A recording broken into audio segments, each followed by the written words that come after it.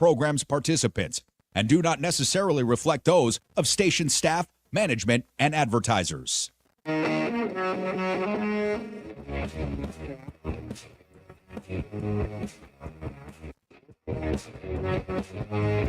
All right, what's going on, everybody? Happy Wednesday. Thank you, everybody, for joining us, whether it be the Occupy Democrats Network, the Washington Press Network, of course, my personal YouTube page, at PTL Radio Show. We're on the local FM AM dial, KSHP, here in Las Vegas, and, of course, the YouTube Super Chat, where your questions and comments will be heard. Of course, my website, as I mentioned, pushingthelimits.live. We have a lot of breaking news, a lot to get to today. Caroline Leavitt just once again embarrassing herself on a national stage. We'll be talking about that. Scott Jennings had a blow-up yesterday, as many MAGA Republicans do. When you ask them, well, wait a second, if you blow up a Tesla vehicle, you're a domestic terrorist. But if you beat a police officer on January 6th, where were you then? And again, Scott Jennings lied on CNN, and he had a blow-up. We'll be playing that for you a little bit later on in the program. But to get reaction from Caroline Leavitt's press conference today and this Putin-Trump phone call that apparently the Kremlin is saying went fantastic, to talk to us about this and much more. They have the #1 podcast in the country, and there's a reason for that. Ron Filipowski from Midas Touch joining us right now on the program. Ron, it's great to see you again. Thanks for joining us. How are you? Good, doing good. Yeah, you know, the crazy thing about, the phone call between Putin and Trump was, each side puts out a readout, like this is what was discussed. And like, they don't match up at all. Like the Kremlin's version of what took place and Trump's version is totally different. Yeah. And honestly, like, sad state of affairs, the Kremlin's version is more truthful, I think. It's like we're at a point now where like their version is more reliable than the U.S. government. It's pretty sad. How sad is that, Ron? Let's talk about that first, and then we'll get to the Leavitt press conference earlier today. So it appeared, you had been saying for the last few weeks, for a while now, that Donald Trump is going to cave to Putin. And when Zelensky doesn't agree to this ceasefire deal, they're both just going to blame Zelensky. And it appears as though that's exactly what's going to be happening here. Ukraine is not going to give up their sovereignty. And it appears as though that's what Putin is trying to do. What do you make of this whole scenario here and what's transpired the last couple of days? There's certainly still a lot we don't know, but what do you make of it? The problem is, see, when you have a third party that's brokering a peace deal, whether it was, going all the way back to Jimmy Carter when he brokered the deal between Egypt and Israel, and won the Nobel Peace Prize for that. That person is supposed to be a neutral arbiter. The problem that is we are not. We are putting more demands on Zelensky as part of this peace deal for us than Putin is. So when you add everything that Putin wants, no NATO, no arms shipments to Ukraine, cut off all aid to Ukraine, give up all the eastern provinces, give up Crimea, along with a host of other things. Obviously, he wants them to stop bombing his power plants because Ukrainian drones are absolutely decimating Russian power plants and oil refineries. So he wants that too. And then you add to that all the things that Trump wants from Ukraine. In the readout from his phone call today with Zelensky this morning, there was something new in there. I mean, we already know that he wants them to sign over 50% of their mineral rights to us. Why? Why should the United States get mineral rights? Okay, the argument from MAGA would be they owe us money for because we provided the military aid. They need to pay us back. Okay, well, that wasn't part of the original deal, but even Zelensky is like, all right, fine, we'll work something out. But then they added something new today, Trump did, which is he wants Ukraine to turn over all of their power plants, their nuclear plants, and all of their power plants, give them to the United States, not even just have the United States run them and operate them. No, we will own all of the power plants in your country. So you're Zelensky, you're like, Putin wants all of this. The United States wants all of this. What do I get? I mean, it's just absolutely outrageous. that Trump is on the side of Putin in these negotiations, which is painfully obvious. And our demands arguably are even worse than Putin's. Ron, where do you inevitably see this going? I know that he spoke to Zelensky today, as you said. Where do you see this going? I mean, do you think eventually there will be a ceasefire? Do you think eventually Zelensky is going, I hate to use the term cave in, but will eventually cave in somewhat so that Putin gets some land and that no more innocent people die? Like, where do you see this thing going in the next week, in the next month? Okay, well, Zelensky wants a complete ceasefire, and that's the agreement that he already signed, which is no more fighting, no more killing, no more bombing. So Putin's counteroffer is a quote unquote limited ceasefire. And the Trump administration's take on this is, oh, this is progress. You know, we're getting somewhere now. Putin has agreed to a limited ceasefire. What does Putin want? He wants a limited ceasefire on energy infrastructure and ships in the Black Sea. Well, Ukraine doesn't have ships in the Black Sea. Okay. So in other words, the two areas where Ukraine is hurting Russia the most, they've decimated Russia's Black Sea fleet. Okay. Naval fleet.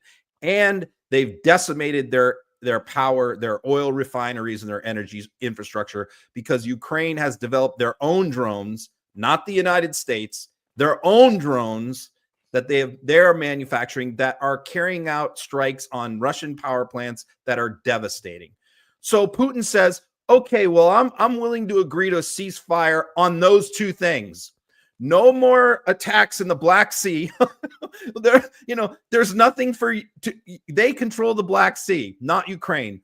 And no more attacks on power plants. Well, the only successful attacks on power plants for the 90% are Ukraine to Russia. So again, it's just like so obviously bogus, but no one in the US government will say that. They're all saying, oh, yes, this is wonderful. We're making progress with Putin. Well, Caroline Levitt, we'll get to her press conference in a bit, but remember her statement, Ron, where she says, well, we're at the 10-yard line of peace. What is it, the other 10-yard line that she was talking about? Is it our own 10-yard line? Like, I don't understand these statements that the White House constantly makes, in this case, claiming that they're so close to a peace deal when I think you could make the argument that the opposite is true right now. Because it's not going to happen. It's not going to happen anytime soon because Putin knows that he can play Trump. And so this is why I've been predicting for weeks, this is going to blow up and they're going to blame Zelensky. And of course, Putin's going to blame Zelensky, but Trump is going to blame Zelensky.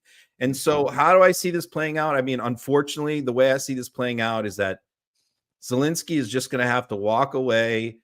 Trump might throw a temper tantrum, cut off aid. And the Europeans right now are ramping up their arms production and their military aid like exponentially. France, Germany, all the European countries, because they see this happen. They see this falling apart. They don't see any kind of peace deal or ceasefire. That's why they're spending a tremendous amount of money. And by the way, these European countries used to buy billions of dollars of military equipment from U.S. companies, and they have already just said they are spending zero, not $1 in the United States.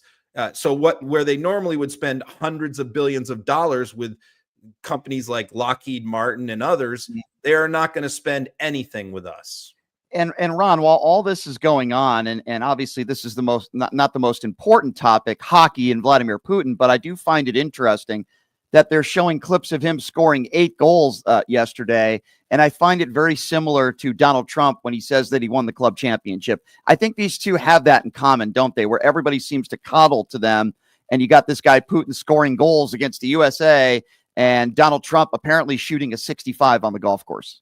Yeah, I mean, they're different people, but they're very similar in many respects because I think that Putin is more like calculate, but they're very simple. I mean, similar because you watch a Putin interview and it's just like rambling nonsense where he just goes on and goes off on tangents and doesn't let the interviewer interrupt him. Very similar to Trump in that respect, and just lies and just makes up an alternative version of history.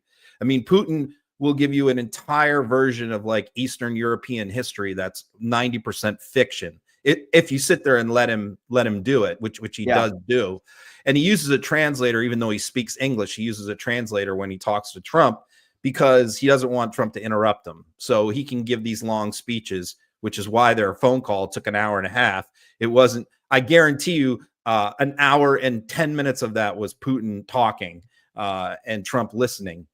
But yeah, the golf thing, I mean, it's very similar. They both have to project this. They're both weak men who need to project strength. I mean, it's the strong man thing. We're invincible. We're so alpha male. We're so strong, even though they're both soft weaklings. And so, you know, Putin is always putting out these videos of him doing all these athletic feats. Same thing with Kim Jong-un does the same kind of thing. You know, Muammar Gaddafi did it. Saddam Hussein did it. And Donald Trump does it. Yeah, Donald Trump supposedly won his 27th club championship this past weekend in golf. And again, these are not senior club. He's 78 years old. These are not senior club champions where he's competing against over 50. He's saying that he's beating 20-year-olds, 30-year-olds. And by the way, this is like Trump National Golf Club. There are scratch golfers and below that are members there. And he's claiming that he beats all of them all the time.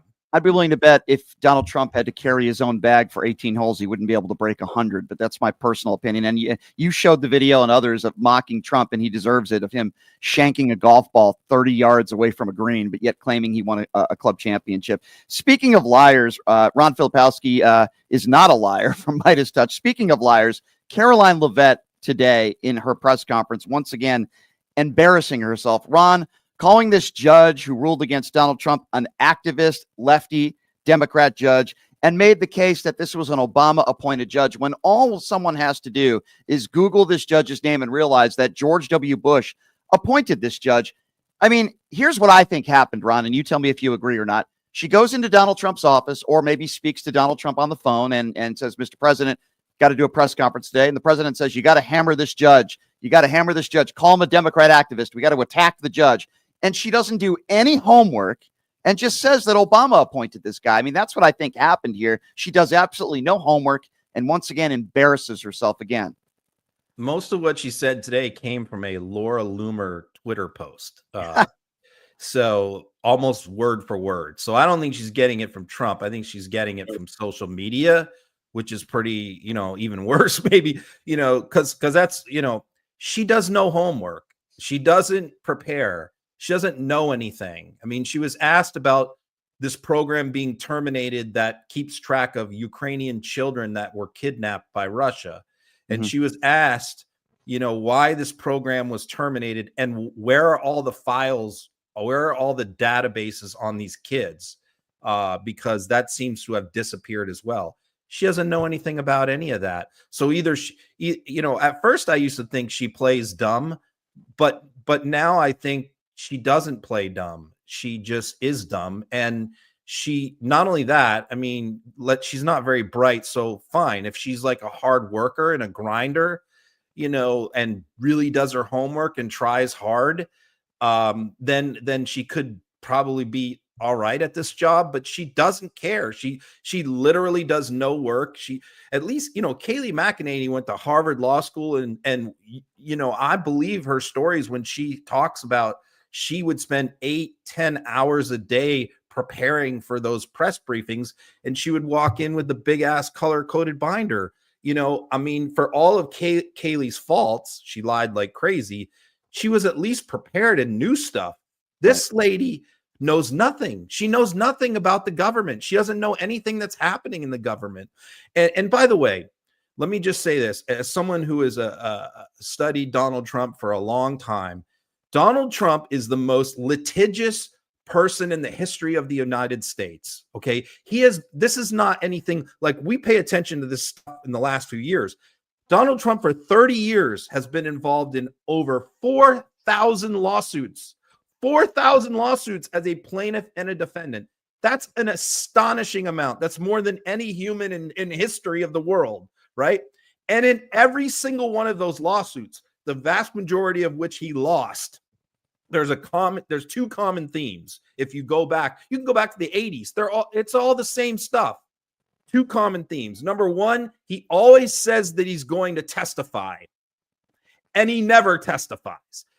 You can go back to like 1987. He claims, I'm going to testify. I'm going to show, and he always chickens out. He never takes the stand because he never wants to go under oath because he's a liar. And he knows he's a liar, so he doesn't want to go under oath to get busted for perjury. The second common theme is he always trashes the judge. Every single case that he's ever had, every judge who's ever ruled against him, going back to the 1980s, he trashes the judge, he trashes their family, their relatives. This is just more of the same. We saw him do it with the criminal cases too. Yeah, absolutely. Ron, final question for you. I'm wondering, what do you make of this guy, Justin Icorn, who is one of the MAGA Republicans who tried to get Trump derangement syndrome officially as a mental disorder, and now we find out yesterday that he was attempting to have sex with an underage minor. I mean, you can't make this stuff up, Ron. What do you make of this story? You know, that was really funny because I follow tons of local news around the country every day because for my daily column that I write on politics, and I saw that blurb maybe last week that he was sponsoring the bill. And you know, there's a lot of these local state rep, state senator people file all these crazy bills to try and get attention, right? So 99% of the time I ignore it unless it's something like really, you know, where I think it could actually pass and hit the courts. And this was one I ignored. You know, when I saw it, you know, I read the whole story. I read the local story, and he wanted to add it to the list of mental illnesses. Trump derangement syndrome is a recognized mental illness in that state, right? Yep. But it wasn't a serious thing. It was all a joke.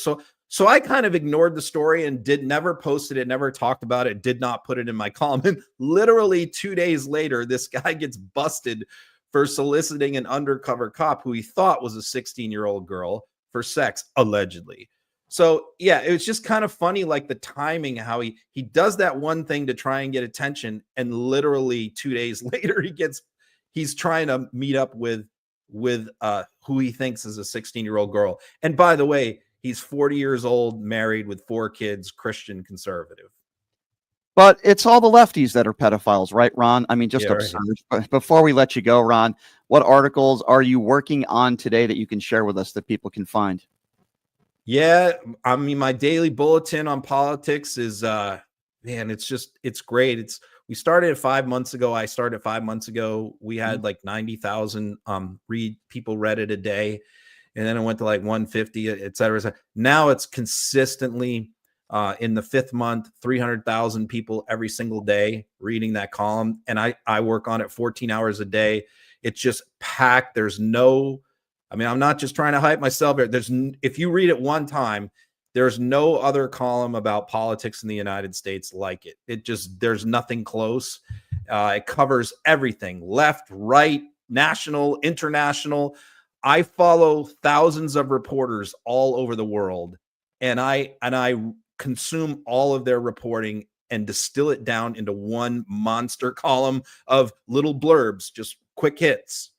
And so, I think it's pretty unique, and hopefully people can check it out. It's on Substack, and I post it every day on my social media. It's not just unique, it's very accurate. You're also entertaining. And for somebody that really wants to have a good read and find out what has happened in politics in the last 24 hours, there's no better person than you, Ron. And you help me with my show prep every day. So I appreciate you. You really do. Ron, thank you so much for your time. As always, tell your friend Laura Loomer I said hello, and tell her to keep feeding stuff to Caroline Levitt. Please do that. But Ron, good to see you, my friend. And tell everybody at Midas Touch I said hello. Have a good weekend, Ron. Thank you. All right. You too. Appreciate it. That's Ron Filipowski, everybody. One of the hardest working guys in the business, and I truly mean that when I say he is one of the best in the business. He is so good at what he does. There's a reason why he has such a huge social media following. And yes, his Substack is one of the best as well. So we always appreciate it. So I mentioned Caroline Levitt to start this show. I want you to listen to this imbecile attack this federal judge who ruled against the Trump administration, and it seems like the Trump administration plans to not abide by this federal judge.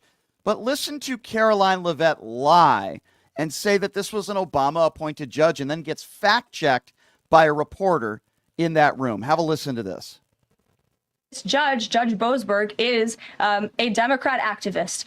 He was appointed by Barack Obama. His wife has donated more than $10,000 to Democrats, and he has consistently shown his disdain for this president and his policies, and it's unacceptable. You took me right where I wanted to go about the idea that these people are all foreign terrorists, but Judge Boasberg was originally appointed by George W. Bush and then elevated by Barack Obama. I just feel like I should clear that up. Yeah, just a slight fact check there. That's all. Just a really small, slight fact check. Caroline, you just lied. This was a judge that was appointed by George W. Bush. Listen, we've heard the same attacks. When it came to the 2020 election and Donald Trump claiming that the election was stolen, and you had some Trump-appointed judges that ruled against Donald Trump. He called them all lefty lunatics. We've seen this time and time again. If there's a judge that rules against Trump, they must be a lefty radical lunatic. And if there's a judge that sides with Donald Trump, like Judge Cannon, oh, she's a genius. She's perfect. She's great. It's a joke. It's an absolute joke. And Levette is lying every single day, lying so badly that a reporter has to fact check her in real time. It is a joke and it is pathetic. Speaking of pathetic, it's funny how the right always seems to call the left a bunch of pedophiles, right? Where are those Jeffrey Epstein files, by the way? Oh, it hurts national security. I'm sure it has nothing to do with Donald Trump being in those files. There's a guy by the name of Justin Icorn.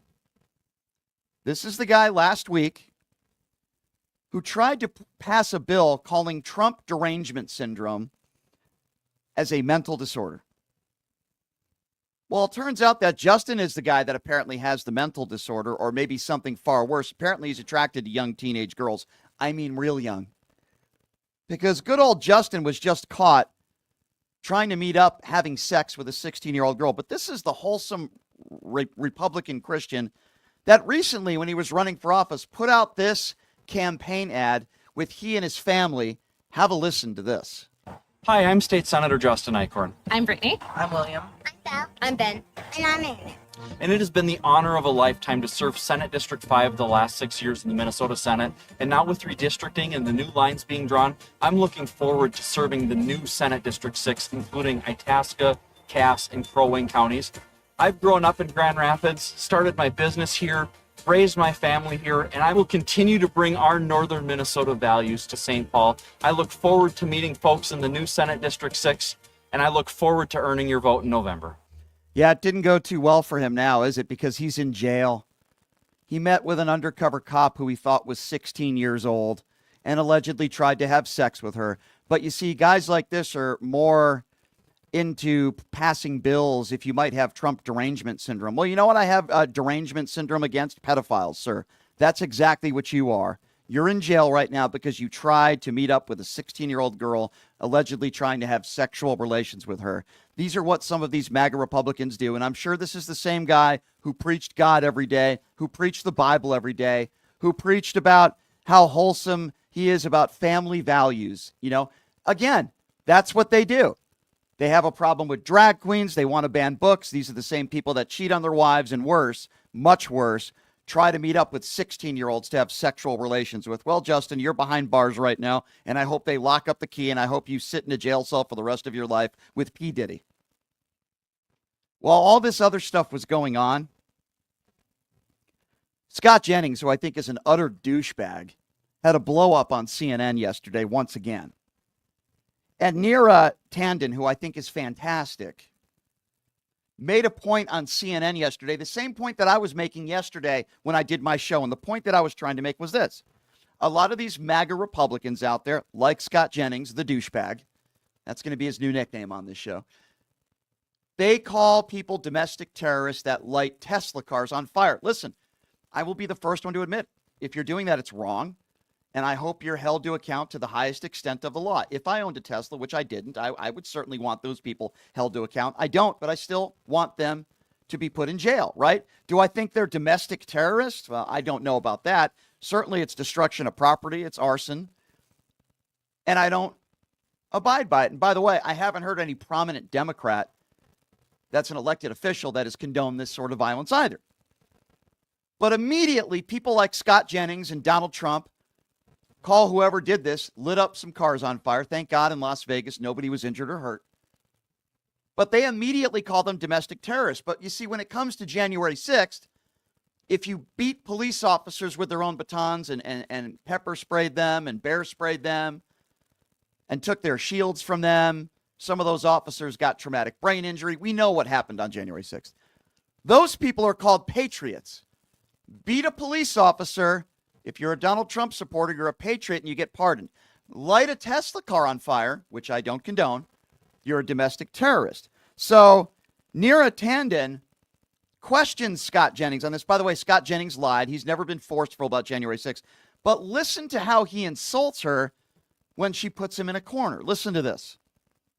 Terrorism, people ought to be put in jail and left there for a very long time and be taught a lesson. So when they do it to a Tesla dealership, it's really bad. But when they do it to the halls of Congress, we should pardon them. Is that your position? No, I've never. I don't Are support- we okay with the I know January 6th pardons? I know you haven't been around for a while, so let me educate you about my position about January the 6th. I'm so sorry. Let me I'm so educate. sorry. Let me educate you. You don't need to patronize you don't need to. me. You don't. You don't. I'm just You don't need to be saying, condescending to I'm me. not So let me condescending. educate you about my position. You want to attack me? Let me I'm finish. just Let me asking you- finish. I'm just asking Let you me a finish. Listen to how angry, we're going to finish it, but listen to how angry and triggered Scott Jennings has got. Let me educate you. Let me educate. He flips out because she got him. Now, in the rest of the audio that you're going to hear Scott Jennings make the case as he never defended the January 6ers. Yes, but he never called them domestic terrorists either. Scott Jennings never once on CNN has ever called those who attacked officers on January 6th domestic terrorists. He said, well, I don't agree with what they did, but let's talk about something else. That's the way Scott Jennings has responded to those. Oh, I don't agree with their actions and their behavior on January 6th. That's the way he responds to it, and then he moves on. It'll be 3 seconds criticizing the January 6th insurrectionists. By the way, on CNN, he's also been on the record as saying their lives have been ruined. He defends them, and he wants people to feel sorry for them. So Scott Jennings is a liar, and here's where he tries to lecture Tanden. I'm going to educate you. Scott Jennings is a liar, and here's him lying on CNN.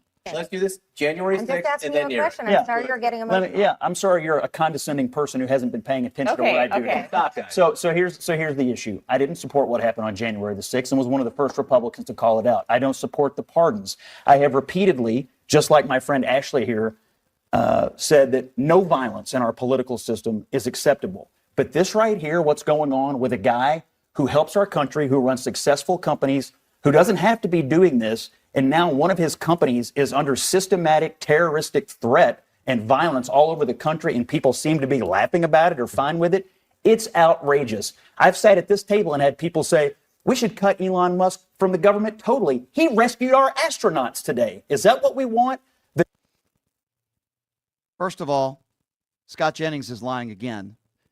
There is not one Democrat in office that I have seen, quote, laughing about this. So again, Scott Jennings is lying. And when he tries to make the case that he's forcefully been against those who injured cops and were violent criminals on January 6th, you can't show me one soundbite ever where he's ever been on CNN where he was forceful. What he will say and what he has said in the past is, yeah, I don't agree with the behavior of those, but their lives have been ruined. They've been chastised. That's what he does.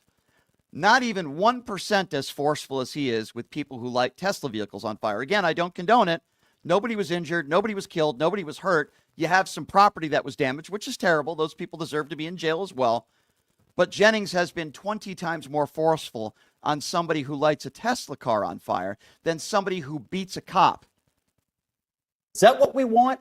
The treatment of this guy is outrageous. These people who are doing this need to be found, put in jail, and made an example of. That's my point. Anyone who commits violence against Tesla or Congress or anyone else should be put in jail, 1,000%. But that should not stifle dissent or opposition from Elon Musk. Give it a little lip service. Give it a little both sides. Go ahead. So John, Here, I'm so sorry. I'm so sorry to say that people are legitimately upset. They're legitimately upset at Elon Musk, and they're doing it on their own. But there is no reason to have violence in the country. But I just wish all of us would support criticism of, or would support punishing people who are violent wherever they are. For what I and not understand, the letting them testicles out will of jail. fall apart if you just leave them alone anyway. Yeah. There's nothing really anybody really needs to do about it. Just drive them enough. Eventually, the things will start to just like. I do think fall aside, from what I've read, allegedly. Yeah, I've heard that too. By the way, that's Mr. Rogan, not to be confused with Joe Rogan. And it does mean, Scott.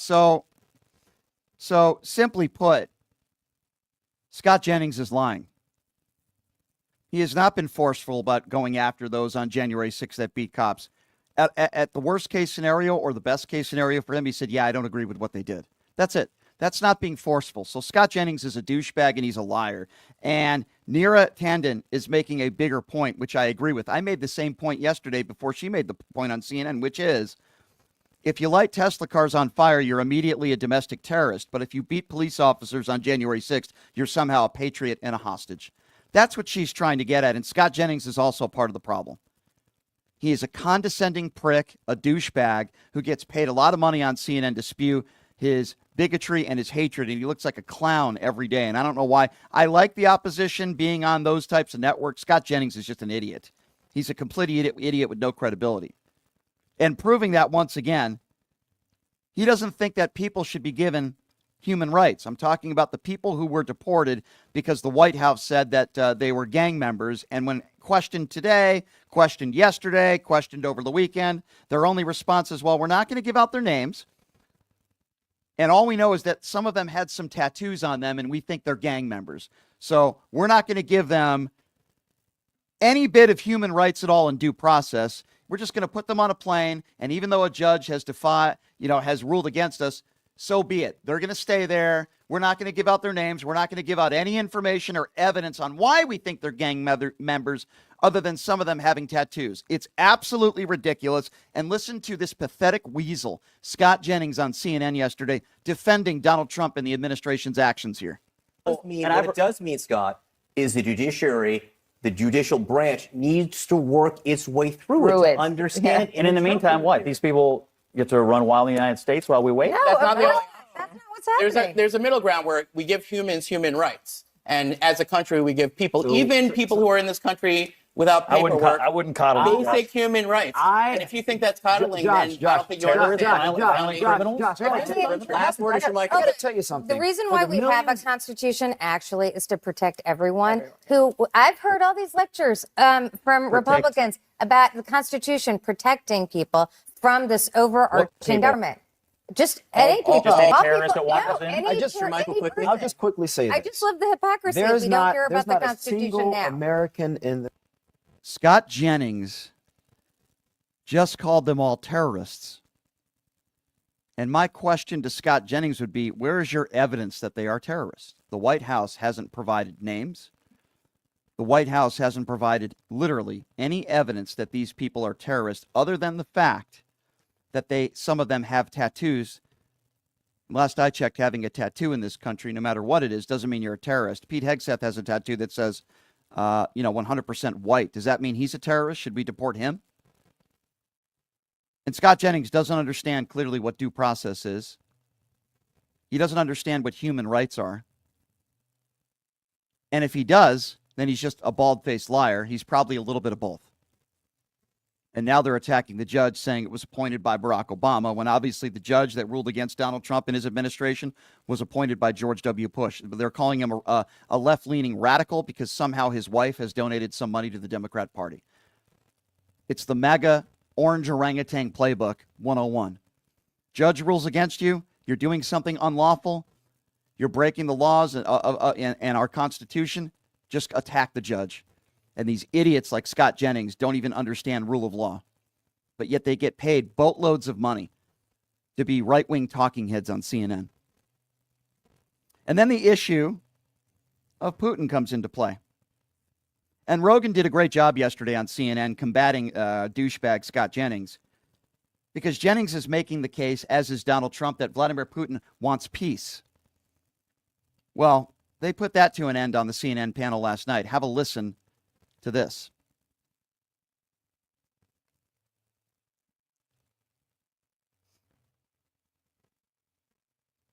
Okay. Sure. Did what happened today get things anywhere closer to peace? A peace that Ukraine would have. No, it didn't get closer to peace, but it got closer to clarity, John, which is really the more important thing, because what it showed us is that what a lot of people already assume, which is that Putin doesn't want peace. Okay, there's no signs that he wants peace. He agreed to the energy ceasefire, and then hours later bombed an entire city, causing a blackout in an entire city. So he grand opening, grand closing, the whole ceasefire that Trump just secured as his 10-yard play or whatever, fumble over, turnover. It didn't work. Okay, it only took 3 hours. So this whole process, and this is what people don't really talk about on TV, but we should just be honest about it, is about making sure that when this whole thing fails, because they're going to keep fighting, that Trump believes it's Putin who's to blame and not Zelensky. It's exactly what Ron Filipowski said earlier in this show. Mr. Rogan is 150% correct, while Scott Jennings sits there with his stupid, condescending smirk on his face, looking like the absolute tool that he is. Rogan is correct. The transcripts are very different between the transcripts that the Trump administration put out and the transcripts that the Kremlin put out. Putin is requesting for things that are undeniably a direct threat on Ukraine and a direct threat on them being a sovereign nation. Zelensky will never agree to it. Trump will coddle to Putin and blame Zelensky while more innocent people lose their lives. It's sick and it's disgusting. So coming back, we will be joined by decades-long Lieutenant Leonard Cardinal, who's going to be co-hosting with me for the rest of the show, and certainly we're going to be taking some phone calls. We're also in the YouTube Super Chat. We'll be getting to the YouTube Super Chat when we come back from our break, and I'll be reading those questions and comments. Thank you for your donations there. We'll be getting to those comments when we come back, and also check out my website, pushingthelimits.live, where you can also make donations on there with your comments heard, and we sell merchandise, shirts, hats, beanies, you name it. So check it out, pushingthelimits.live.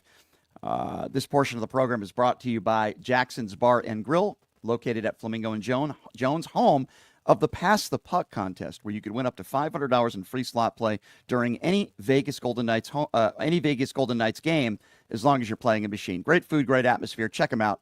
Jackson's Bar and Grill, located at Flamingo and Jones. Your phone calls will also be next at 702-221-7283. Again, that number, if you want to be a part of the program, 702-221-7283. Leonard Cardinal will be joining us next, co-hosting the remainder of the show, and we'll be taking some phone calls on the other side. Be back in 90 seconds. You're listening to Pushing the Limits right here on KSHP. Hey, everybody. Are you struggling to find a pizza place that reminds you of Brooklyn? That true blue New York-style pie? Well, worry no more. Stallone's Italian Eatery Pizza is a knockout. We're located at 467 East Silverado Ranch Boulevard, just off of Premium Road, half a mile east of South Point Casino, just minutes from the Las Vegas Strip. Come by and grab a slice of pie. Plus, check out our Brooklyn-inspired Italian cuisine. Our sandwiches are super. Hero, that is. Because why be a sub when you can be a hero? Stallone's Italian Eatery is here to serve you phenomenal food, Vegas. Forget about it. Have you ever dreamed of having your own radio show or a podcast, but just didn't think it was possible? Well, dreams can come true. Radio U. Radio U is a 5-day course that'll teach you how to acquire your dream show. We'll teach you how to host, how to write commercial, how to interview, how to market, how to write a contract, and most importantly, how to monetize your dream radio show. You'll learn from some of the best in the business with over 75 years in broadcast experience. You'll learn from people like me. And the best part? Every single student will be live on the radio as part of the class. Plus, one student from each class will get their very own radio show. You'll be live on the air right here in Las Vegas. Radio U. The 5-day course is being offered at $699. For more information, give Radio U a call. 702-763-5024. That's 702-763-5024. Or check them out at RadioYOU101.com. Who would have thought there'd be so many kids playing ice hockey in the desert? Jake Helps Hockey Foundation and the Las Vegas Ice Warriors, founded by Gina Yusufzai 8 years ago, made it possible for families who can't afford the equipment and fees. Donate today at www.hockeyforkids.org and help us continue making a difference. Join us in supporting Jake Helps Hockey Foundation and the Las Vegas Ice Warriors, where every kid gets a shot at the starting line. Just a reminder, our website is www.hockeyforkids.org. All right, welcome back. It is Pushing the Limits. on a Wednesday. Thank you so much for joining us. Programming note for you. He's arguably the best poker player in the world and has been for the last, 25 years. He's also moved from a left-leaning Canadian to, I don't know if he'd characterize himself as a right-winger, but Elon Musk retweets him now and then. Real Kid Poker, Danny Negreanu is going to join us, and he voted for Donald Trump, so I think we're going to get into a good spirited debate tomorrow, so that'll be fun. I want to thank our sponsors of this show, Aura. And the reason why I've been talking about Aura a lot is because we've had a lot of security breaches when it came to X. Bank of America had a major security breach in late 2024 that we recently found out about. And Aura is a smart and simple way to stay safe online. They protect your family from fraud. Digital safety, obviously, is so important these days. Listen, you don't want to be the victim of fraud or online threats. Aura has been great for me. They'll be great for you. If you notice on the bottom of the screen there, you'll see a link to use. And here's the best part about this. If you're a listener of this show, you get a free 14-day trial. It's aura.com/PTL. Again, aura.com/PTL. Give them a try. Risk-free 14-day trial. And you'll be surprised on what you can find out. Check them out, our sponsor, Aura. I do want to go to the YouTube Super Chat right now, and I want to read some of the people who have made some questions and comments on the YouTube Super Chat, starting with, let's see, who are we going to here? Alexa. Alexa, happy birthday. It's Alexa's birthday today, and she said she wanted to give Brian a gift. Well, Alexa, that means so much to me, and I really appreciate you, and happy birthday. Happy 21st, Alexa. And we appreciate you being a part of the show. Shelly made a donation. She said, my birthday's March 22nd in 2 freaking days, and I'll be 29 for the first time.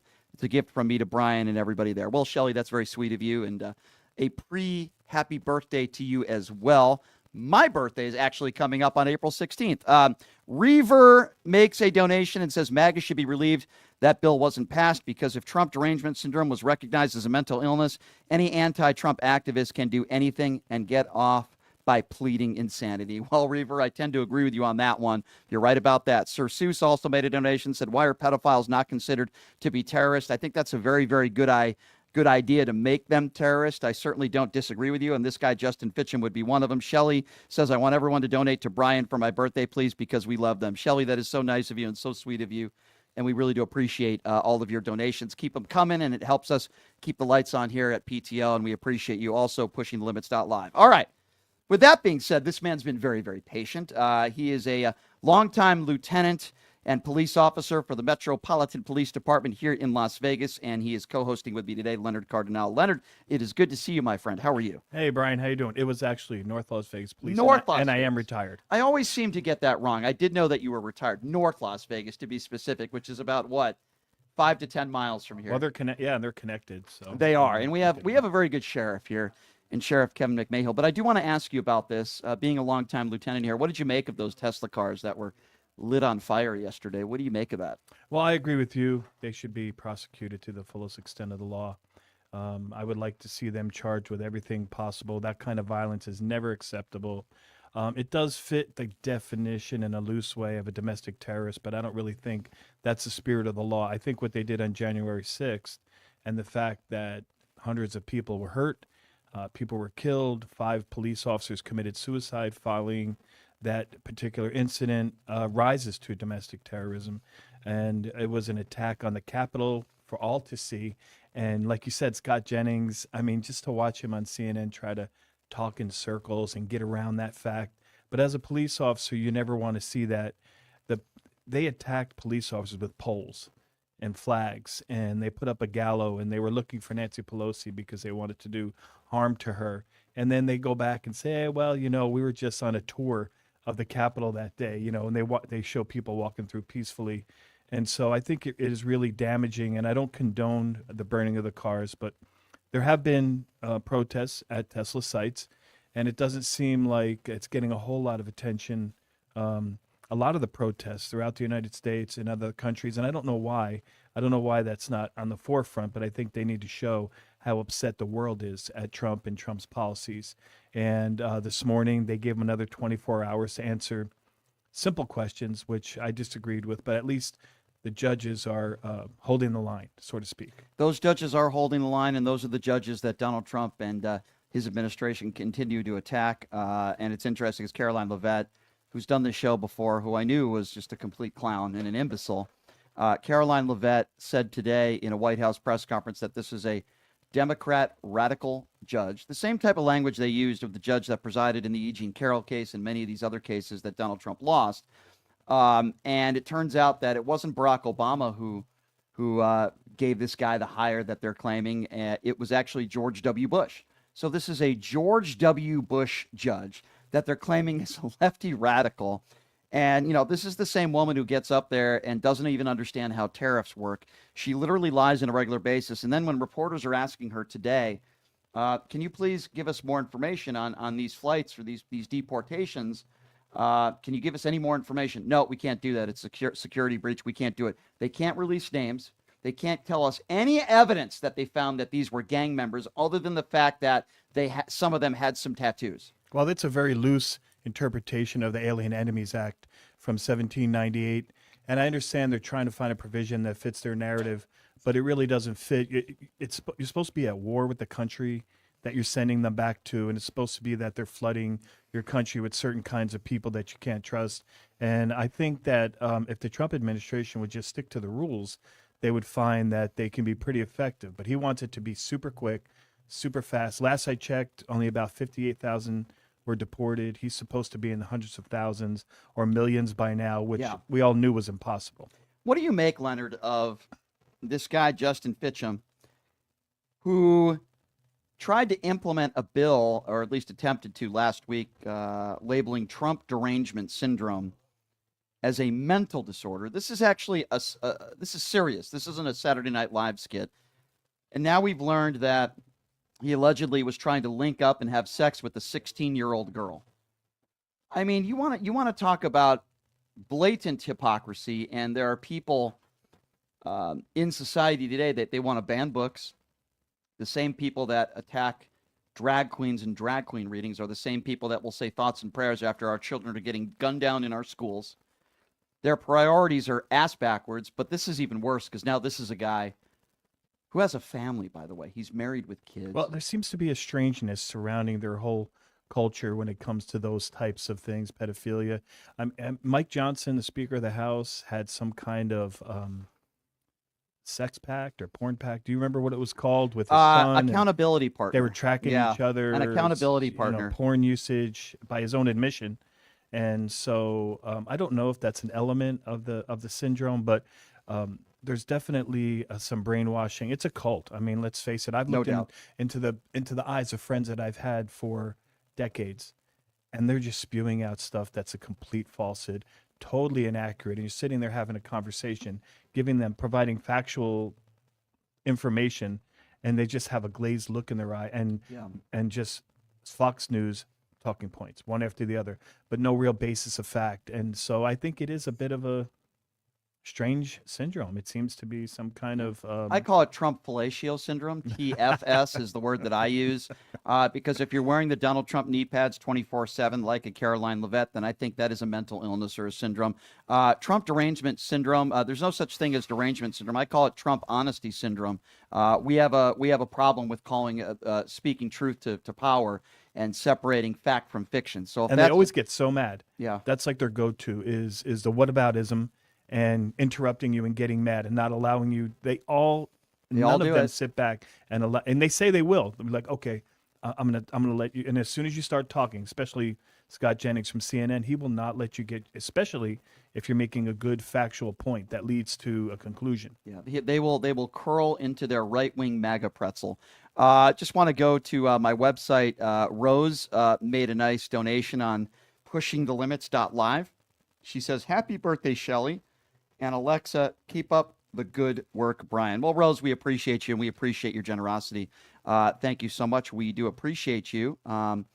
And I believe we have Darlene, our friend Darlene, a great friend of the show, who says, "Happy birthday, Shelley and Alexa," in honor of them. Well, thank you, Darlene. That's very sweet of you. We appreciate that. All right. What do you say, Leonard? We get right to the phone calls. The number to call, 702. I can't wait. 221-7283. MAGA calls are always welcome here, even though many of them are cowards and they can't take it amongst themselves to take those orange little fingers of theirs and dial into the show and try to have some sort of debate or conversation. But Brian, let me just say, you do give them an opportunity Always. every single time. Always. Please make your point. Please tell me what you're calling in for. And then they just go off the rails. Well, yeah, many of them are not capable of having a conversation on any intellectual basis, but I always certainly give them a chance to try, and many of them are cowards, but that's okay.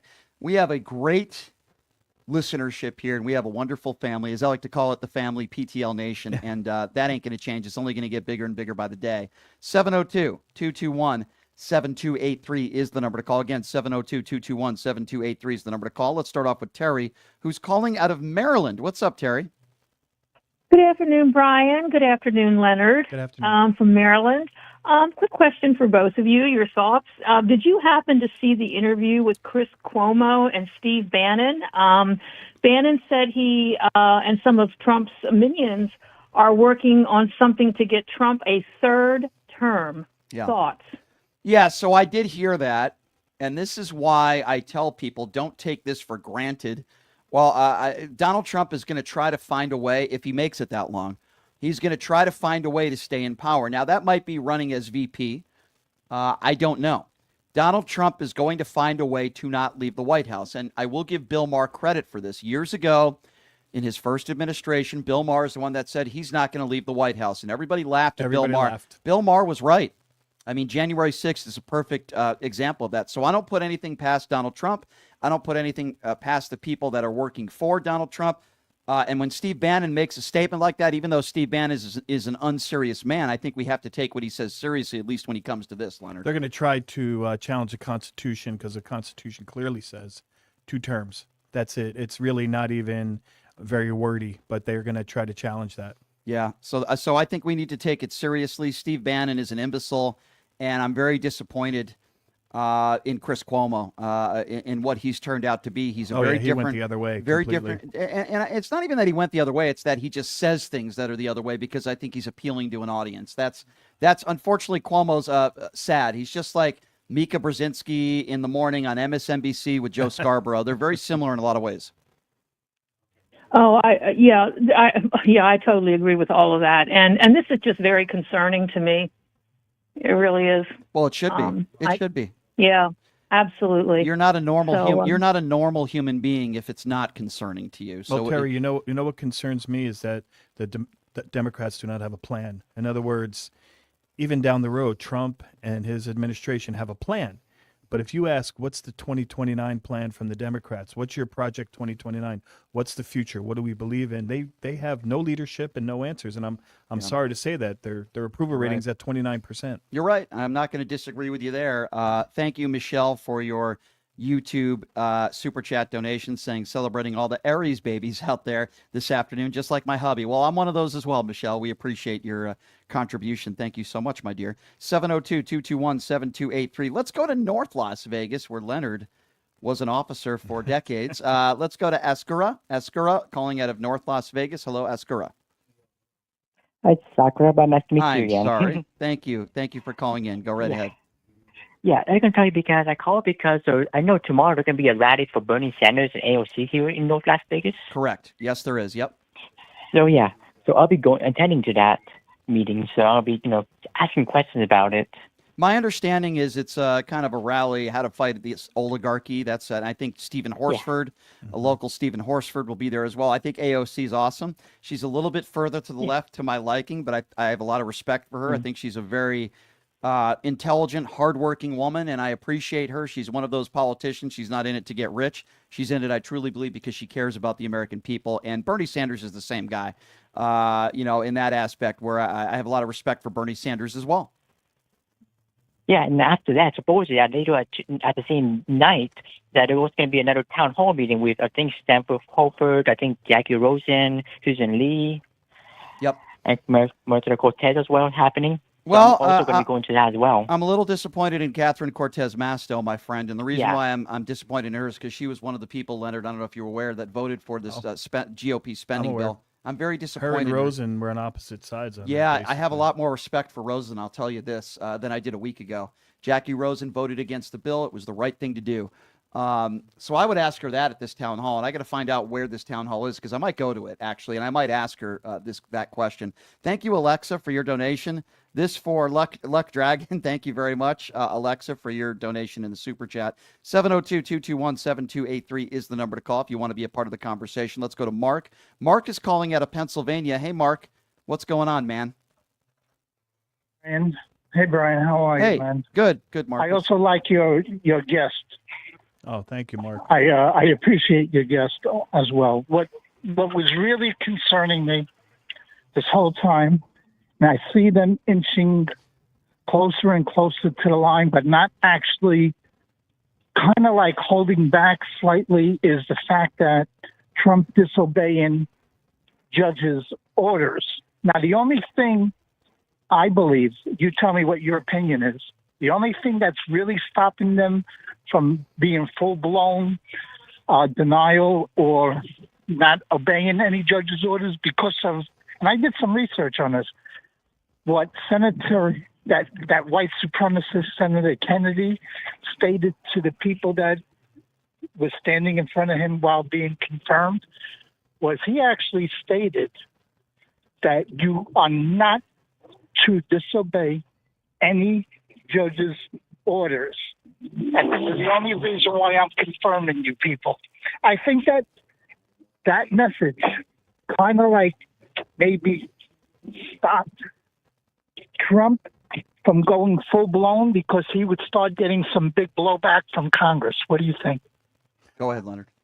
I think a couple of reasons. First of all, I think what they're concerned about is a de facto judgment against them because they're not obeying the judge's rulings, which could happen. But I also think they have their eye on the future. And I don't know if anybody else really looks at it that way, but every time they do something, they have to consider what's going to happen in a couple of years or 4 years when the Democrats take over, because now they're giving the Democrats plenty of room, plenty of leeway to change the rules and do everything they want to do.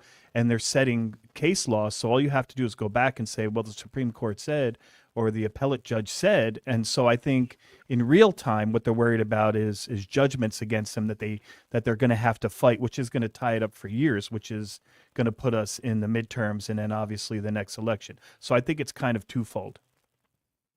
Thank you. Yep. Anything else for us, Mark? No. I also understand the fact that judges do not have their own army and they have to rely on marshal service, which Trump controls. Yeah, That's the only other issue. I agree, Mark. Thank you so much for the phone call. Listen, we're in very dangerous times right now. If any judge, and keep in mind that this is a federal judge that made this ruling when one of those planes was still grounded. So it's another lie from the White House when they say, well, all the planes were already in the air and they were outside of American airspace. That is a lie. One of the planes was still grounded. And by the way, the Trump administration had the opportunity to turn those planes around that were in the air. They chose not to do so. These are human beings that have due process. If you're a violent criminal, and it is proven that you're a violent criminal, then deport their asses into a cave in Afghanistan for all I am concerned, okay? I don't feel pity for gang members. However, we have to make sure that they are gang members first and that they have due process before we treat them like animals. Donald Trump is also deporting nonviolent criminals across the country. ICE is going into our schools. They're going into our religious sanctuaries.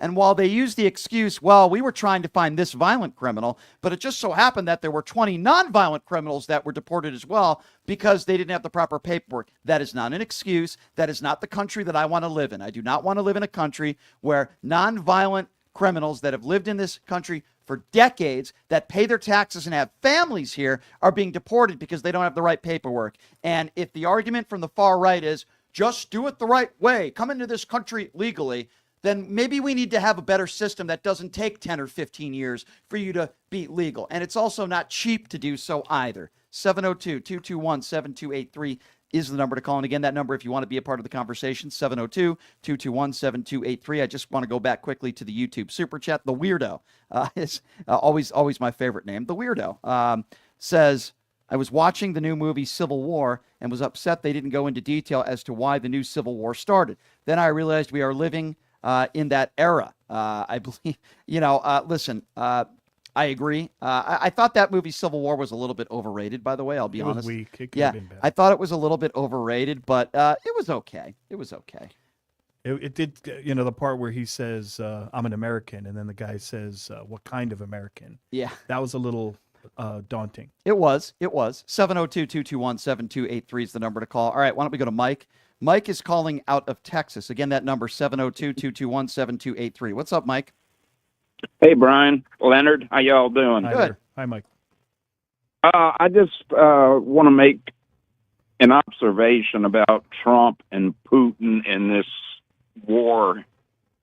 I think the only reason he's in the middle of this is because he was pissed that Obama got a Nobel Peace Prize and he did not. Might be right. Could be possible.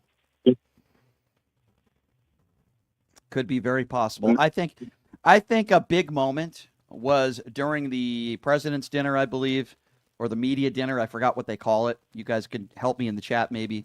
When Barack Obama was making jokes and cracking jokes about Donald Trump, I think that was the first moment where Donald Trump said, screw you guys, I'm going to run for office. I don't even think he believed that he would win. He didn't take it well at all. No, he didn't. I don't even think he took it seriously. I think it was more of a branding thing for him. He didn't think he was actually going to win. And I think when he defeated Hillary Clinton, he was a little shocked. He was shell-shocked. But everybody was. Yeah, but it's turned into a lot of money for him and his brand. Completely changed the way he does business. Jared Kushner, his daughter, so many people in his inner orbit and his family that have profited off of this. And it's despicable. Everything from the first lady, not Elon Musk, Melania Trump, who sells $99 Christmas ornaments and her book, to other people in his family, and Jared Kushner receiving $2.1 billion from the Saudis. It's corruption at its finest. And I understand there's a lot of corruption to go around, but nobody, in my opinion, has been more of a corrupt politician than Donald Trump.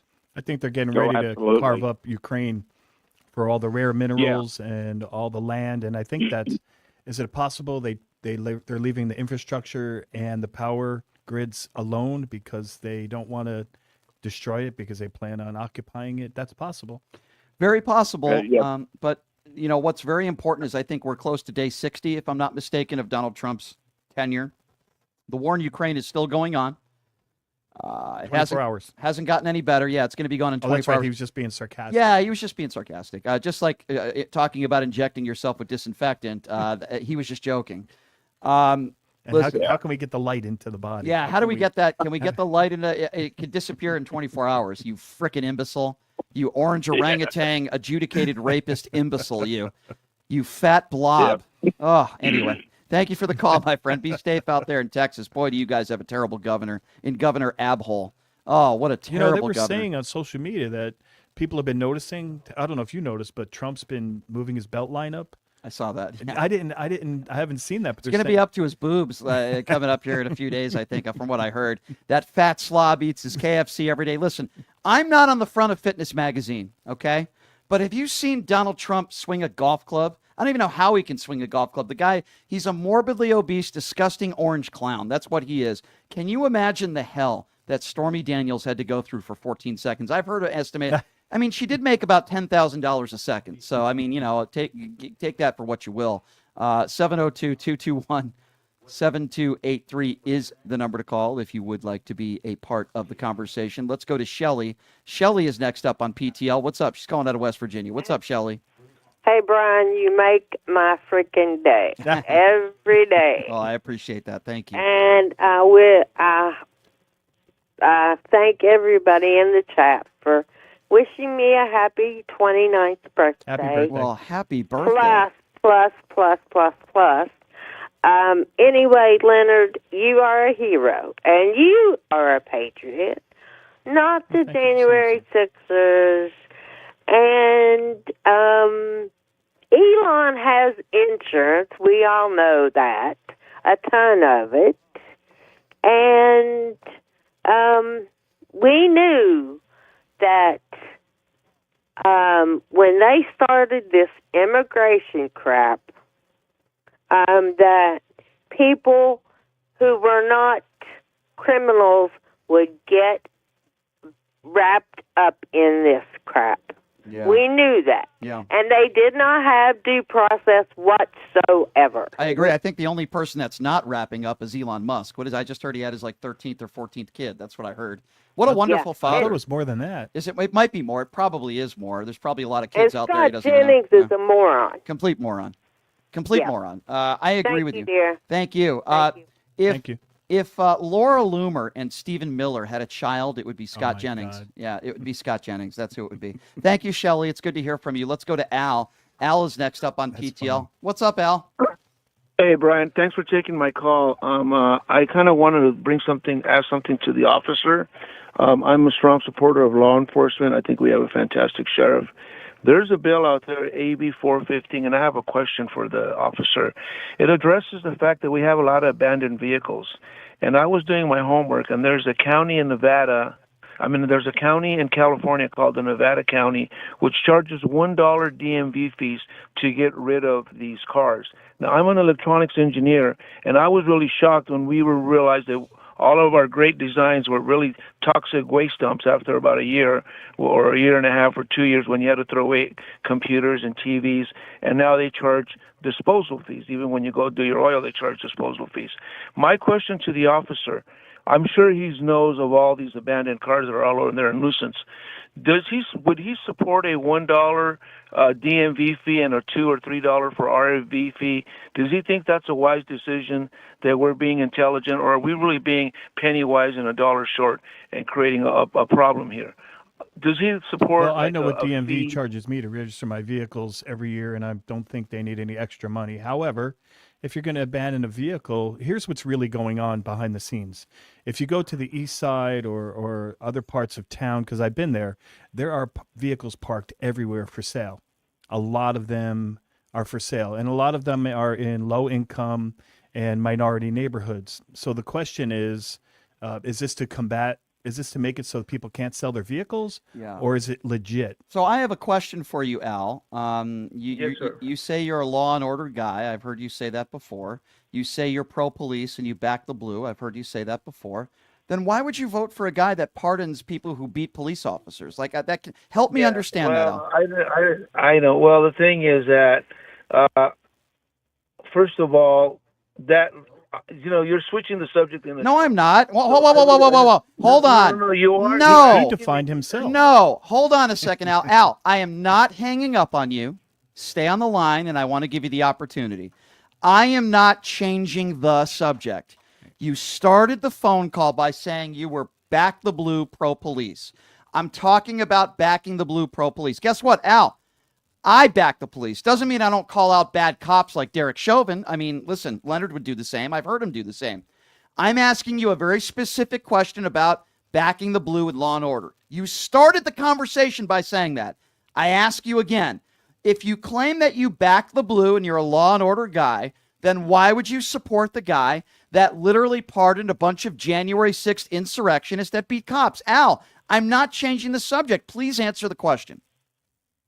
No, you are changing the subject because I called in to talk about the bill. Well, guess what? Okay. I'm not going to sit here and talk about a $2 DMV bill. And plus, a police officer can't really attest Right. to a dollar surcharge Al. from DMV. That's not really Al, I something. let you ask Leonard the question. Leonard answered the question. I didn't interrupt. Now answer my question. The reason why you don't answer my question, you call yourself a law and order guy. Why won't you answer the question? There are people think that it's just a talking there are point for people him. that beat police officers on January 6th with their own batons. People have traumatic. I can't even hear what the People have traumatic brain injury, and your orange leader pardoned those people. Why can't you just say, I don't agree with it, it was wrong, it was horrible? What is wrong with you? Why can't you just admit that?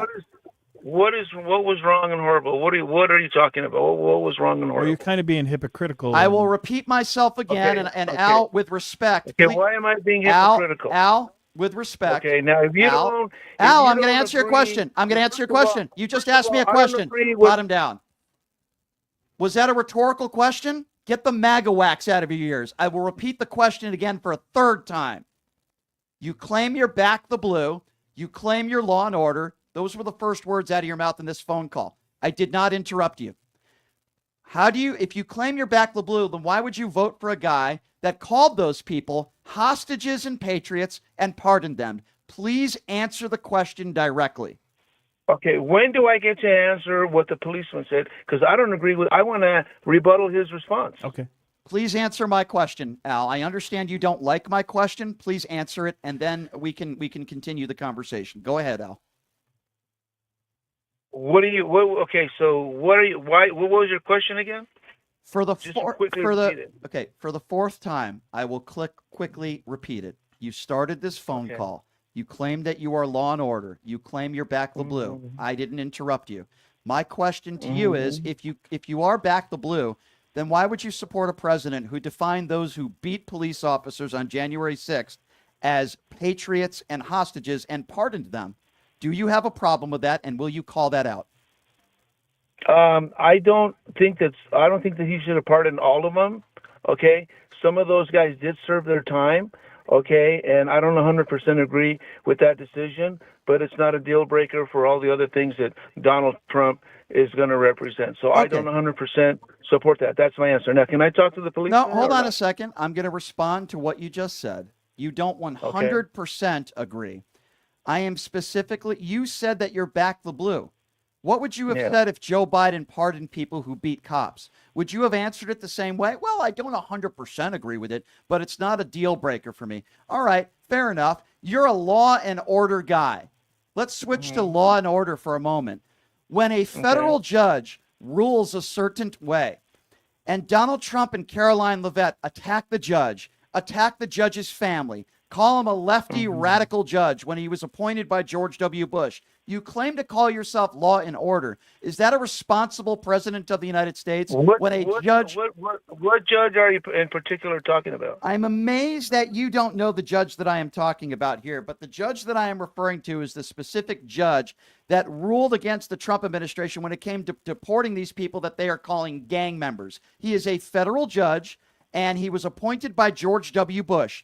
Donald Trump has called him a lefty radical judge. Caroline Leavitt today said he was appointed by Barack Obama. He was not. He was appointed by George W. Bush. The reason why, Al, I'm bringing this up with you is because you started this conversation saying you were, quote, for law and order. Would you say you support a law and order president who attacks personally every single judge that rules against him? Is that law and order? You can't be both. Is that law and order, sir?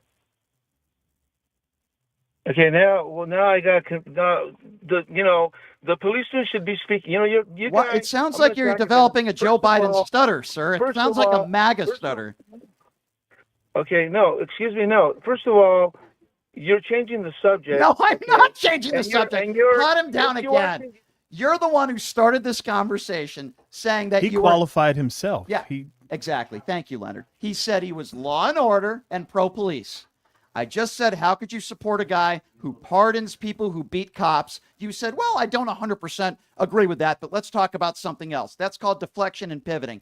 Then I went to the law and order statement. I said, how do you feel supporting a guy who personally attacks every judge that rules against him and defies court orders? And that now you're getting defensive and saying I'm changing the subject. Guess what? Don't start a phone call by saying you're law and order and pro-police when you are a hypocrite and you voted for the guy who is anti-police based on his behavior. You vote against the guy that's anti-law and order based on his behavior. Al, why don't you just admit that you should not have voted for Donald Trump and you made a terrible mistake since you claim you're law and order and back the blue? Why don't you admit that? Well, I'm not going to. I don't know what you want me to admit. First of all, I still support Trump. Here's what I want you to admit. Here's what I want you to admit, Al, and I'm not going to admit anything. I don't expect you are because you guys are so stubborn. You want. I don't expect you. No, let me tell you something. Let me tell you something. Let me tell you something. MAGA. You're the people who won't admit anything. Donald Trump could shoot somebody on Fifth Avenue and you'd still call him your messiah. Donald Trump pardoned a bunch of January 6th insurrectionists who beat cops, and you still have the gall to call yourself back the blue. Donald Trump is the guy who attacks every judge, including a federal judge, who literally rules against him, and he personally attacks them, and you have the gall to call into the show and call yourself law and order. Let's let him ask the question. Yeah, go ahead. Ask your MAGA question, Al. Go ahead. This is going to be brilliant. Yeah. Okay, the question was, you mean to me, are you asking me to rebuttal your response to You said you had a question for me. You can't rebuttal anything, so just ask your question. My question is that you don't think that charging a $1 fee Oh my to dispose of these I cars that can't are do it. out there that are really Okay, that are not operable. you seem like you're anti-police to me. Okay, well, I think you know what? I think you're an idiot. So let me get this right. But isn't that where their argument always ends up? Yeah. I mean, Scott Jennings says it in a more eloquent way, right? Because he's on TV. But isn't that where it always ends up? Leonard, let's get this straight here for a second, okay? We talk about a lot of important issues. You and I talk about a lot of serious issues. There's the war in Ukraine where innocent people are dying, the Israel-Palestinian conflict, the issue with Hamas, the ceasefire that was broken, our economy, the fact that women can't do what they want with their own bodies, people are getting laid off all over the country. Civil rights. And civil rights. And this imbecile calls into this show and wants to have a long conversation about how the DMV supposedly might be charging an extra $1. $1 for a recycle fee or something. Folks, I think we all know who the real idiot is in that phone call. 702-221-7283 is the number to call if you want to be a part of the conversation. Holy smokes. Let's go to Lauren. Lauren is calling in. What's up, Lauren? Hi, Brian. Yeah, when you had Ron on a while back, he made a comment that the Europeans weren't going to be buying any more of our armaments. I find that hard to believe unless they're going to be buying it from the Chinese or the Russians. The other thing is, I don't recall that statement. Is there some kind of factual basis for that? that was the information that he put out. Okay, I don't know how. I know his name ends with SKI. I can't remember the rest of it. Okay, but I think we're the number one arms dealer on the planet, if I'm not mistaken. I believe we are, so but he did make the comment. Okay. Yeah, he did make the comment. Yeah, I'd have to go back and listen to that in the context of it. But what else did you have for us today, Lauren? Yeah, I mean, just that. I mean, I served in NATO.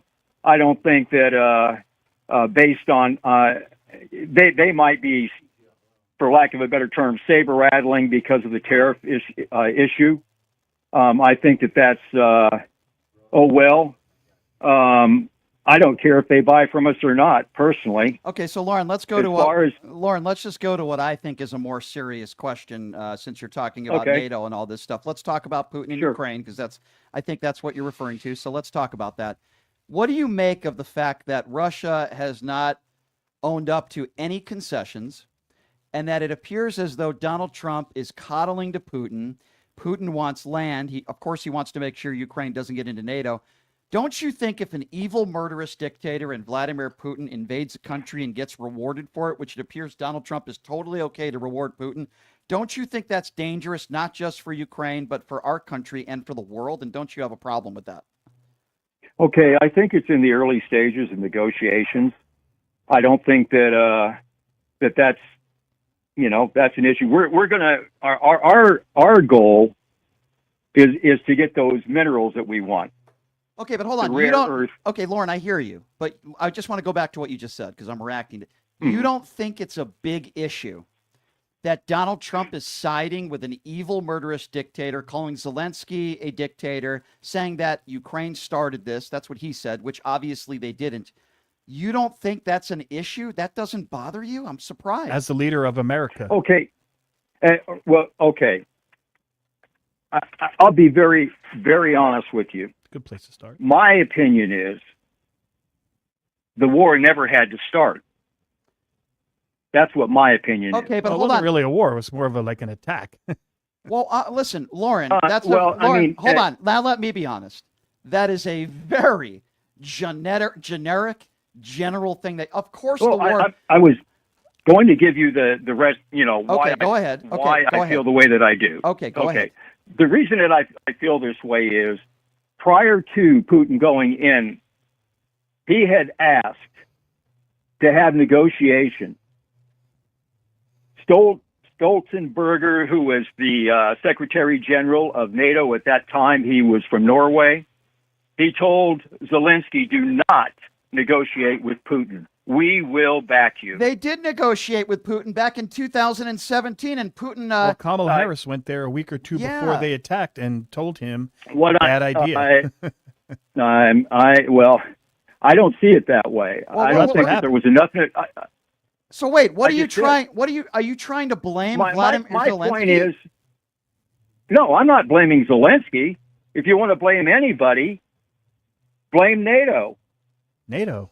What? NATO, that, like I said, the Secretary General told Zelensky, do not negotiate. Lauren, I know, but if somebody showed up will on back America's you. door and said, hey, we want you to negotiate, and NATO said, don't negotiate, and they said, okay, well, if you don't negotiate, we're going to go ahead and attack your country.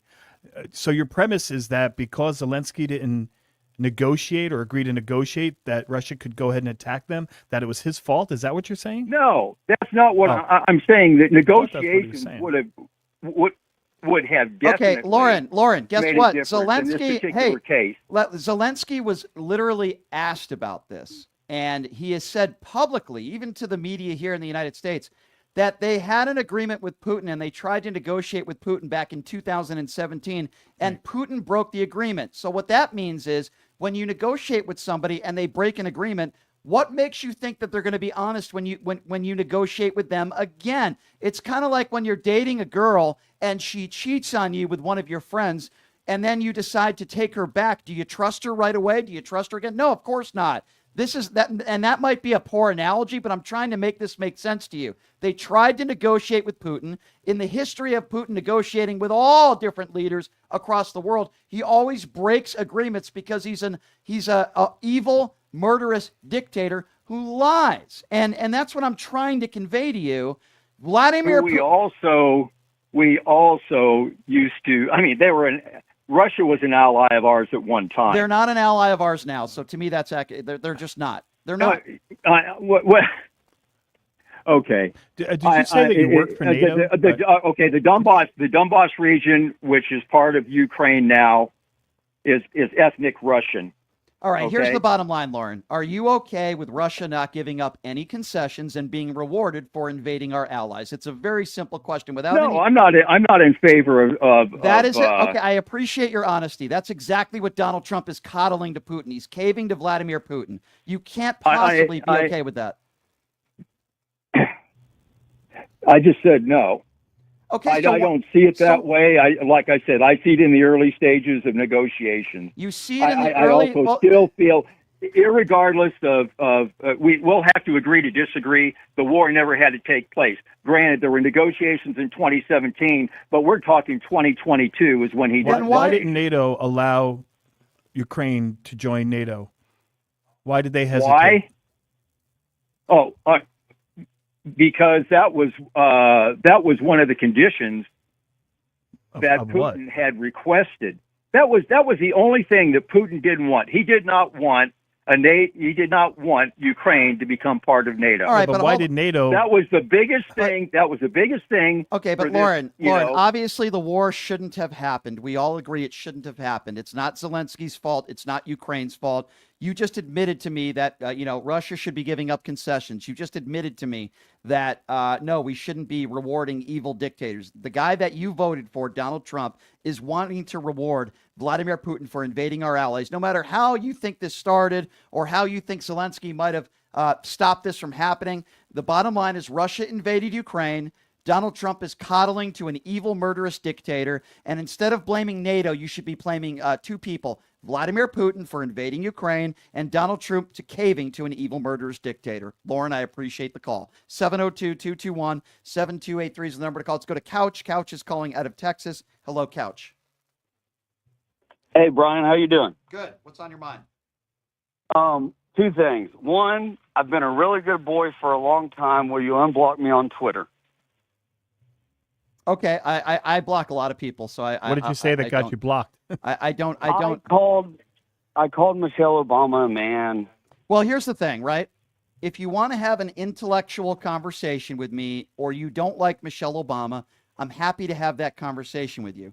But when you call Michelle Obama a man, that's not somebody that I want to engage with, because not only is it immature and moronic, but it's also bigoted in nature. First of all, Michelle Obama is a beautiful human being inside and out. She's a loving mother and a loving wife. So I'm just wondering, have you ever called Melania Trump a man? And if no, why? I hadn't called her anything. Why did you call Yeah, Michelle Obama a man? Is he calling to apologize? Well, I don't know. Is that why did you call her a man? No. Tell me where that came from. Let's have a conversation. It came from. Let's do some therapy.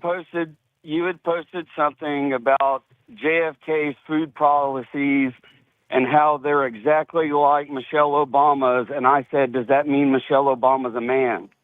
Okay, And you blocked so first of all, RFK Jr.'s food policies, he hasn't implemented any policies yet, so I didn't say that. What I did say was they're talking about implementing similar policy where Michelle Obama talked about, and she did implement nutritional lunches for kids.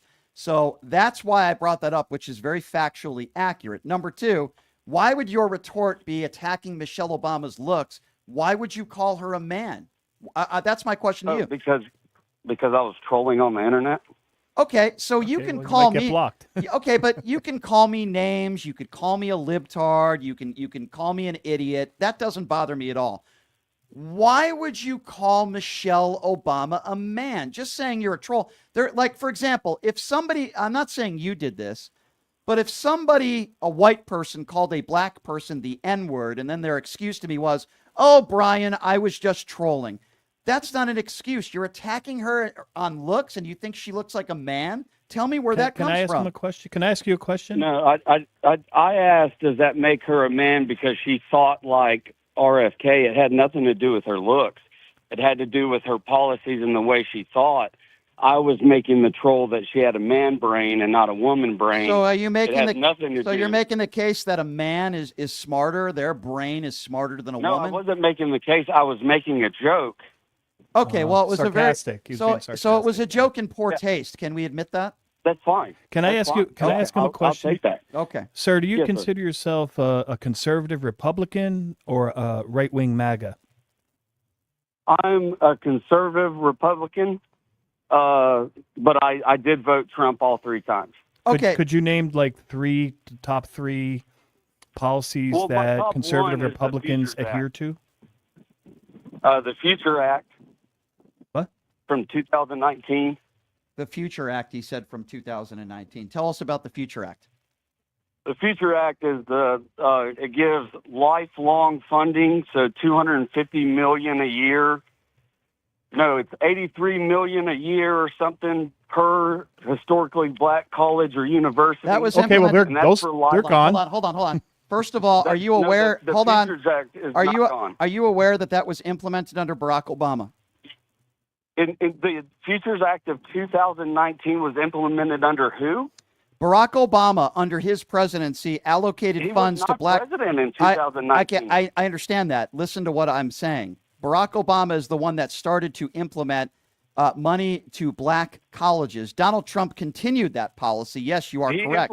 Donald Trump implemented. Okay, it. here's He what. finished it. Okay, okay. So There you go. here's what That's I need fine. you to do. I need you to look up the fact that when it talked about implementing money to black colleges, Barack Obama was the one that started that. In the 116th Congress. Who finished it? I agree with you, but Barack I Obama. was asked what policy Trump did. Trump did it. You're agreeing he did it. What's the argument? That's not what I'm asking. That's not what I asked. That's okay. All right. So we'll agree to disagree on that. It started under Barack Obama. Yes, it was implemented Who did further. it finish under? Okay. It didn't finish. That's not the correct terminology, but that's fine. I think money allocated to black colleges is great. So now let me ask you a question. Do you think it's good policy, for example, to deport people from the country without any due process? Do you think that's good? Absolutely. They don't That's good. They don't fall underneath the Constitution. They're not U.S. citizens. Not true. They do. You don't know what you're talking about. No, they do. they don't. Yes, That's why they they're do. deported. Yes, they do. You don't know what you're talking They about. don't. Okay. Well, again, You may not agree with it, but yes, they do. The Constitution is for United States citizens. See, if you were trying to troll me right now, you would say you have the brain I'm of a not Michelle trying to troll Obama. you. Yeah, well, you would say you have the brain of Michelle Obama if you were trying to troll me, but that's okay. She's Give me pretty another smart policy. Give me another policy that you like. I'll give you another opportunity. Go ahead. I like the Let's see, what's a good I know one? it's really hard to name two Not policies. a MAGA, I know. a conservative Republican. You only voted for him 3 times, so I know it's really trying to ask you for 2 policies that you like. I know it's really So hard. I just want to get it clear that y'all both like the Futures Act of We're on. 2019. We're moving on to number That was 2. good. It's been canceled, We're but moving go on ahead. to number 2. You voted for Donald but Trump. that was good. You voted for But that was Donald. good. You voted for Donald Trump 3 times. Give me another But policy. that was good, right? I'm going to ask you I like his remain in Mexico. Hey, stop having a pea brain. His what in Mexico? What? I liked his remain in Mexico or Title 42. I liked when he did that. Okay, and what about that did you like? The fact that they would remain in Mexico with their own COVID and not bring it over here. He didn't create that. I don't know what you're talking about. That was put into place during COVID-19, and he continued that. So COVID-19 happened before Donald Trump? No, during his administration. Oh, so he implemented Title 42 in his presidency against COVID, right? Yes. Okay, that's what I said. But it was a policy based on COVID-19. It wasn't a policy based on immigration. Reform. Okay, it wasn't immigration okay. reform. It was based All right. on If COVID-19. we're going to move this fucking goalpost, Okay, so you're not going to swear. I know it's really hard for you to have a conversation based on any intelligence because you're the idiot, sir, with all due respect, who calls Michelle Obama a man because you have the intellect of a 12-year-old and the maturity level of a 5-year-old. I'm asking you for policies that you like under Donald Trump. And I'm also asking you if you like certain things that Donald Trump has done in the the last 8 weeks or so. Do you think it's a good thing to go against our own Constitution, sir? Do you think that's good? No. You don't. That's why he would never do that. Oh, he would never do that. Okay, so what about not giving people, as I mentioned before, because you don't seem to understand the laws in our Constitution, everyone in this country is allowed due process. You can't just All deport. U.S. citizens. Okay, again, you have no idea what you're talking about. You can't just assume somebody is a gang member or a criminal without due process. And by the way, a federal judge ruled against Donald Trump. It was a federal judge. You have no idea what you're talking about. District judge. It's not it was a federal judge. I can't have, hey, you know what? You have a pea brain, but I'm not going to say that you are Michelle Obama. I'm not going to make an insult to women. No, I'm going to say you are trash. You are uneducated and you are ill-informed, but I'm still willing to talk to you, okay? But I'm not saying that as a joke. I'm not saying that as a misogynist pig like you. I'm saying that because I believe that you are extremely ill-informed. Don't talk to me about name calling. You called Michelle, and I'm not going to unblock you because you're a moron. But I'm happy to take. You're not. But, you're fucking... there he goes swearing again. No, It ends up the same way every conversation. Yeah. You are blocked. You are a complete imbecile. Okay. And Michelle Obama has more intelligence and decency in her pinky than you have in your entire body. You're your typical middle-aged white person who is ill-informed and uneducated. So here's what I want you to do, Couch. Okay. I'm sure that's your real name. Stay away from J.D. Vance, by the way. Here's what I want you to do, Couch. I want you to do me a favor. Go back into your mobile home. Go see a dentist and, try to get that 4th tooth put in, okay? Enjoy the relations you're having with your cousin and have a nice day. Hey, I'm sorry if that insulted you. It was just a joke. 702. Yeah, I was just being sarcastic. 702-221-728. He thinks that nobody... if you're a human being in this country, that nobody should be allowed to get due process. It's weird. They call in Idiots. trying to put people in their place, and they're just completely uninformed. Oh, boy. Let's go to another I know a MAGA destroyer when I see one, and she is going to have a field day going after Couch. Darlene, I'm going to give you the opportunity. I should have put Darlene on the phone with Couch. Darlene, what do you think about that last phone call? I'm so upset because I've been trying to talk to Couch, and I know he's got a heart in there somewhere that he will change one day. So Couch, you have totally disappointed me. But now that's not what I wanted to say. First of all, hi Leonard. Hi there. Leonard, Hi, we want to say from me and the chat, we want to say it's an honor to have you here. And thank you for your service. We really appreciate you. That. I'm fortunate and we to love be here. Brian, of course, too. People are saying in the chat they love how calm Leonard is compared to me. It's good cop, bad cop. But I'm calling about Al. Okay. Al, oh boy. You don't think you're going to call in and talk to Brian and Leonard like that without me calling in, because you're wrong. Al, you are a complete stupid idiot. You're a jackass. And you need to quit calling and acting so dumb. Wait, Darlene, let's talk about that extra $1 that people have to pay for. What was that? Oh, my God. I don't even have All right, no hey, words guys, for these tomorrow, stupid people. tomorrow, the first hour of the show, I'm going to talk about some new bill or whatever it is where people that go to the DMV have to pay an extra $1. I'm sure I'll keep all my listeners if I do that. Oh, yeah, that's what everybody's concerned about right now. No, Al, and Couch and that other dude, they get the Dunce Award for today. I'm going to split it to all three of them. I tend to agree. Darlene, it's always good to hear from you. Always good to hear from you, my dear. Okay, thank y'all. I love Thanks, the fire. Darlene. Have a good day. Darlene always brings the fire to the show every day. You got to love it, man. All right, we got people from all over the country that want to call in. Let's see. Rhode Island, New York. Let's go to Rhode Island. Let's go to Rose. Rose is next up on PTL. What's up, Rose? Hey, I'm calling because I have a few questions. One is that I come from a family of police officers, and they're all Republican, and they're all gung-ho for Trump, and it amazes me. So my question is, first, why is that? And then my second question is, there are protests, peaceful protests going all over the country, and the media does not cover any of it. What is going on? Well, I'd like to say that I was a union president for several years. I was the president of the Police Supervisors Association, and I can tell you that 75 to 80% of my membership was conservative Republican because they were worried about immigration and guns, and they liked all the things that the Republicans were saying. And I tried to explain to them, when it comes to collective bargaining and retirement and programs like Heart and Lung and mental illness for police officers, the only one who support those programs are Democrats. You go to the Nevada legislature or any legislature, you can go to Washington, D.C., the Democrats support our right to work under contract and have collective bargaining. So if I have members who live by collective bargaining, I couldn't understand why they were worried about all these menial things and why they would vote against their own best self-interest. But I would tell you, when I asked them that question, they got very angry and cut me off, basically didn't want to talk about it. So I don't know. I think they're I don't know either, because I work for a hospital and we're union, and I just see other people too. I see some nurses and doctors against our own union. It just doesn't make sense. Yeah. And why is the media not putting? Why did they not show Germany? I don't know. France? Why did they not show Washington D.C. and Tesla? I want to let me answer real quickly to your original question and to what Leonard was just talking about. Why cops in this country, some of whom support Donald Trump? It's the same reason and the frustrations I have with some veterans. Donald Trump called them suckers and losers. I don't respect John McCain because he was captured. There are veterans across the country, some of whom have lost their jobs, by the way, in the last 8 weeks. Let me just say, who treats veterans worse than how they're being treated right now? Agree. That's the point. Exactly. Women, 54% of white women voted for Donald Trump. 60% of the country believe in a woman's right to choose. Look at the way Donald Trump has treated women his whole life.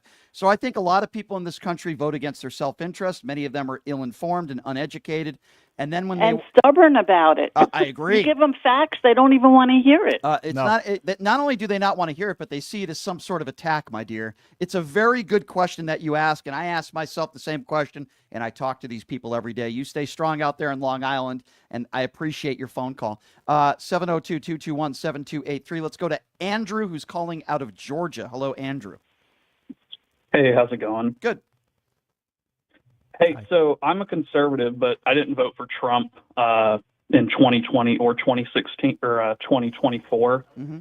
I just see problems from the left not being able. I think there's big issues that can be talked about to scrutinize Trump that aren't being talked about. One thing is the Trump meme coin that was launched right before the inauguration happened.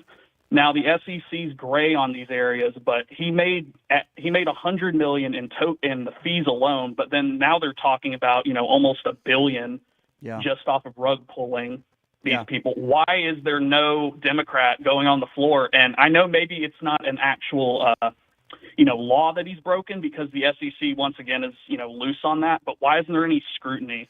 So, Andrew, on this issue? I mean, that's a big one. So, Andrew, I agree with you 100%. The messaging from Democrats and not being able to fight fire with fire. Now, listen, Andrew, that's one of many things that Democrats have not spoken to, whether it be a crypto Ponzi scheme scandal, whether it be about Donald Trump breaking law, breaking rules, regulations, and the Constitution, whether it be about a Ponzi scheme.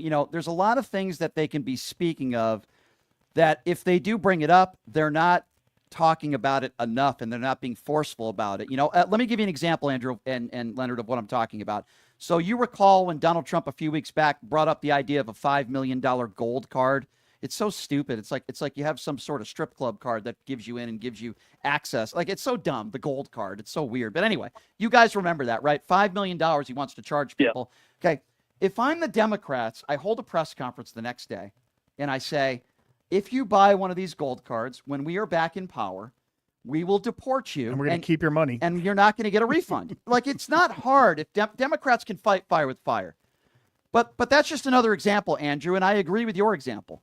Democrats are not doing what they need to do. And I think that's the big picture here, right? Well, what you're saying. Can I chime in? Right. So if you look at AOC, she's a great speaker, and she pushes back hard.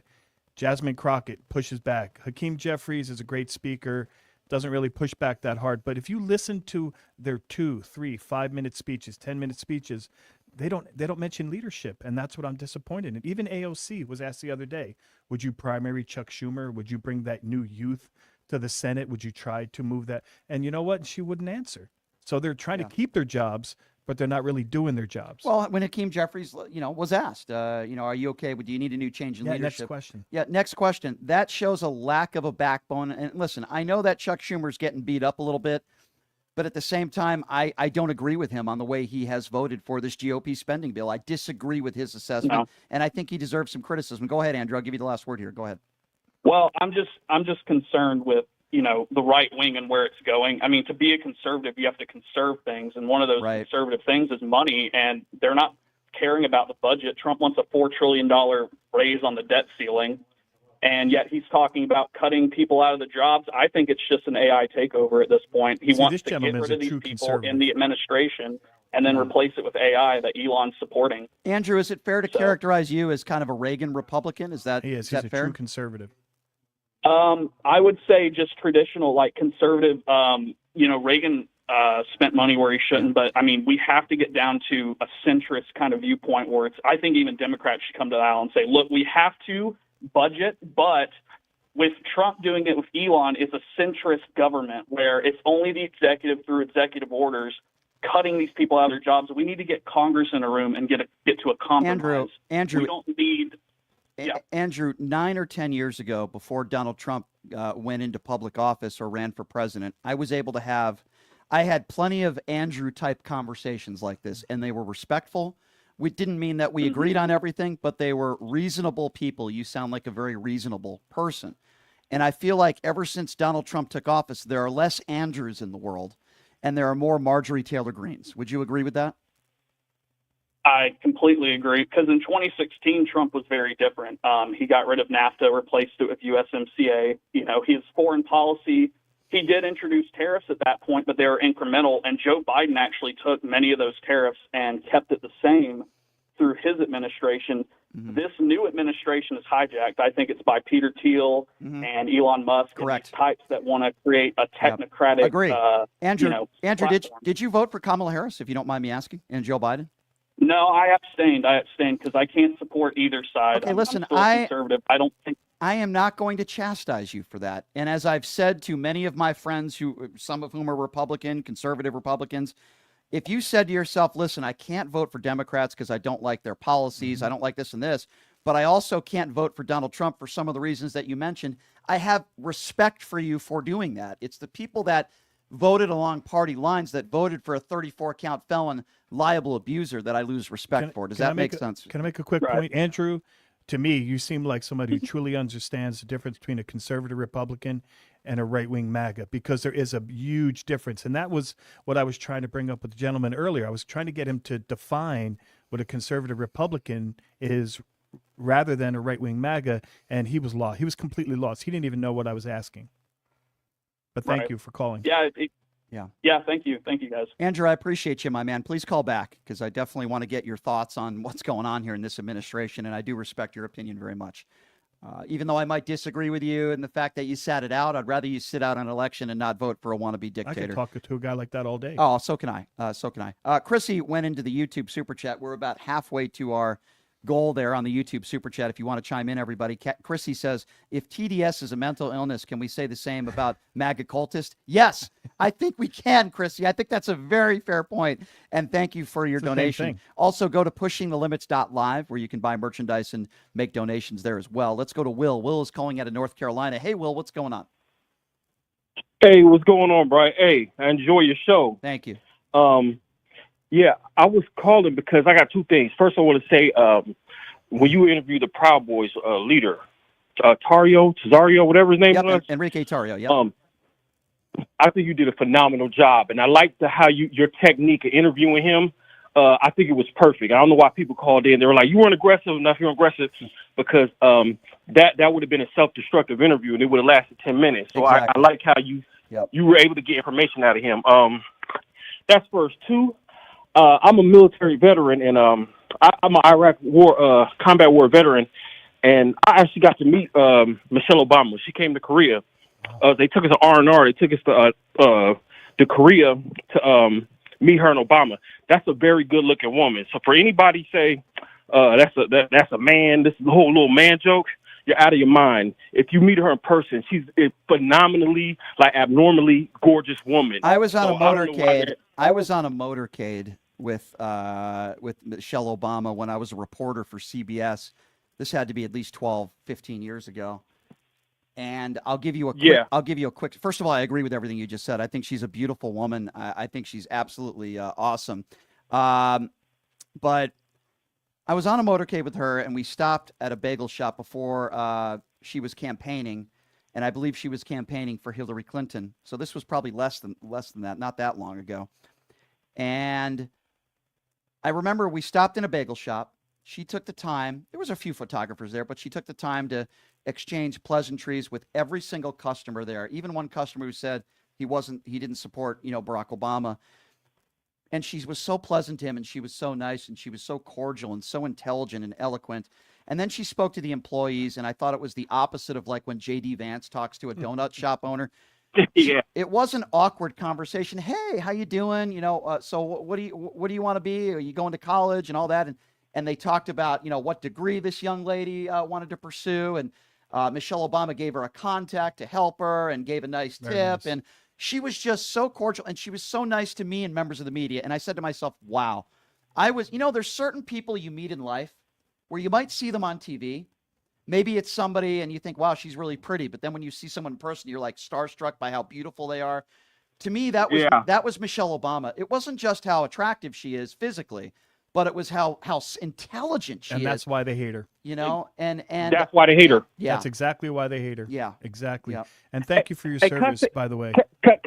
I appreciate that. Can I say one more thing? Sure, real quick? Absolutely. I just don't understand. I just want to ask people this, listening. Let me make it real quick.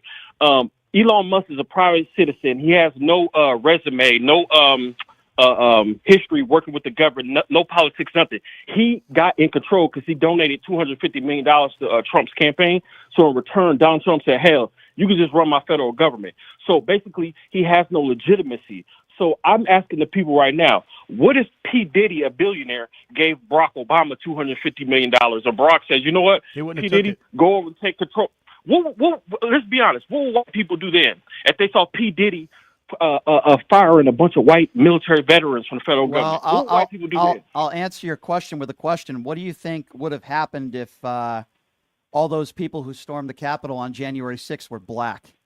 How do you think that would have went down? It would have been completely different. Yeah. It would look like the Jonestown Massacre when he made all the people drink the Kool-Aid from the aerial overview. That's what it would look like. I don't teach that in school. I tend to agree with you, my friend. Great phone call. I appreciate you. And as Leonard, I will echo, thank you for your service, my friend. You are a hero. Good American.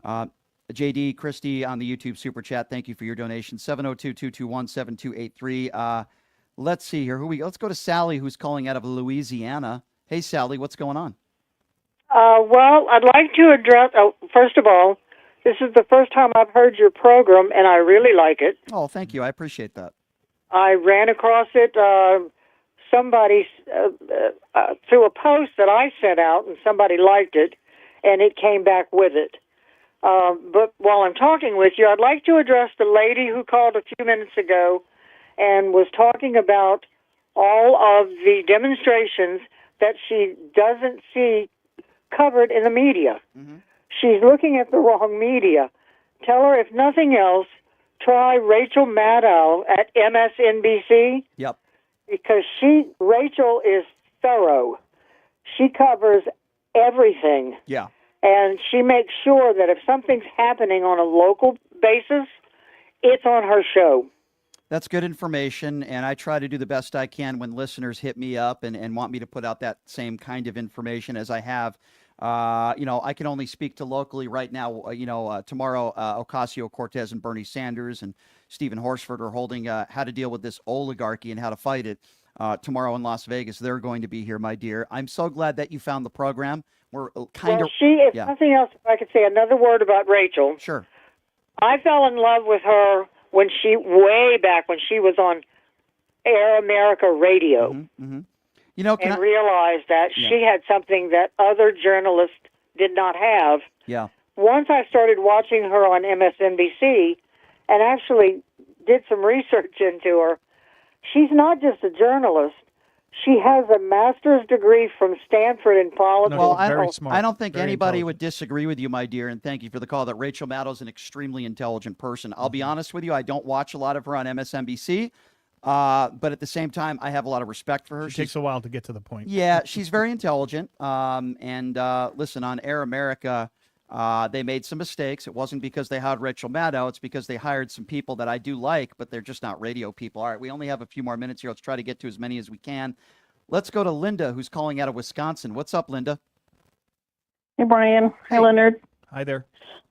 I was calling because I agree with you that most MAGA voters are cowards. And I speak with a lot of MAGA voters. I work with a lot of them, and they feel comfortable talking to me. And usually you can get them to relax their stance enough to tell you the truth about why they didn't vote for Kamala Harris and Tim Walz. Yeah. And I'd say about 5 times out of 10, it usually boils down to gender or race. And when your callers, I've been listening to your show, and when you get a MAGA caller and they just won't fess up to why they really didn't vote, and they come up with the most asinine excuses, that's the only thing about your show I don't like. Well, they can't say that openly. They're not going to call in and say, I understand what you're saying, but I do. They're not going to openly say, well, it's because I'm kind of a racist. They're not good. There's a lot of things that MAGA people say and do when they call into this show that I might not like, but it's very important, and I feel like it's my duty to expose them for how ignorant they are and get them with facts. And yes, if they say stupid things and they say dumb things like Michelle Obama's a man, you're damn right I'm going to insult them back, and I'm going to give it right back to them. I'm not going to be nice with these people. If they are going to be nice to me and they're going to be respectful, then I'm not going to go down that route. But if someone's idiot's going to call into this show and say, why did you block me because I called Michelle Obama a man? Well, because you're a moron and you're not worth 5 seconds of my time. That's why. Well, he admitted he trolls people. Yeah, I mean, it's just they're idiots. They're idiots. That's sophomoric behavior, and I'm not going to put up with it. But at the same time, I will say Elon Musk is a great first lady. I will say that. Hello. Yeah. The one thing that I do find that I agree, one issue that I agree, is that I do believe that there should be IDs when voting. I don't necessarily have a problem with that. But the problem is Republicans, we all know, they don't want brown people to register. They do everything they can to make sure that minorities in this country and those that are poor, that maybe don't have the means, do not go to the voter booth. That's really what it's all about for them. It's not about getting more people to vote, because the more people that vote in this country, it's better for Democrats. It's not better for Republicans. But that's why voter ID or ID should be free or a lot cheaper than they actually are. I understand. I agree with you. I agree with you 100% on that one. I have about 30 seconds for Keith. Rapid fire. Keith, I got about 30 seconds for you, and that's twice as long as Trump lasted with Stormy Daniels. Go right ahead. Keith, go right ahead. Okay, Keith's that's not rapid fire. Keith, or is it Steve? It was Steve, not Keith. Okay, I'm looking at the name. I'm sorry. It's Steve. Go ahead, Steve. Yeah, I had 30 years in the military. I'm an Afghanistan veteran, very conservative, but I can't believe that we are 8 years into this nightmare, and it is still not part of our national dialogue that Trump is mentally unfit for command. Yeah. I put these guys out of the military my entire career. Mm. They're called personality disorders. I wrote a book about Trump 5 years ago. This is a no-brainer. Steve, I had an obligation. Steve, I need you to do me a this, favor. Steve, I'm sorry. I'm so Yep. sorry to interrupt you. I desperately want you to call me back tomorrow when we have more time. The show's over in literally a minute. You wrote a book Yeah, about it's a Donald. shame. Yeah, it's you a wrote a shame book. because, You wrote a book about Donald Trump. You're a conservative. You're a former member of our military. I have so much respect for you. I'm not trying to cut you off.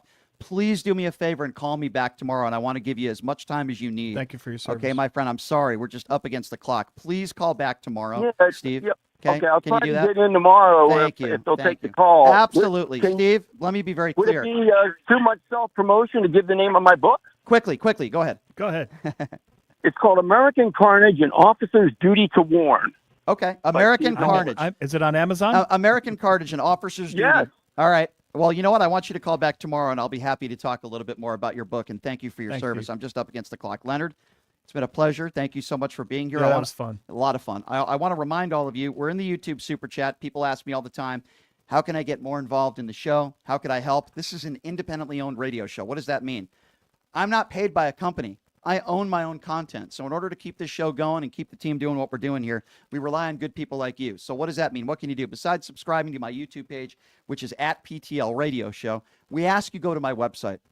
You know, good people that have made donations like Antonio, who just went to pushingthelimits.live. And Antonio said, thank you for speaking out against the Nazis who are trying to ruin our great country.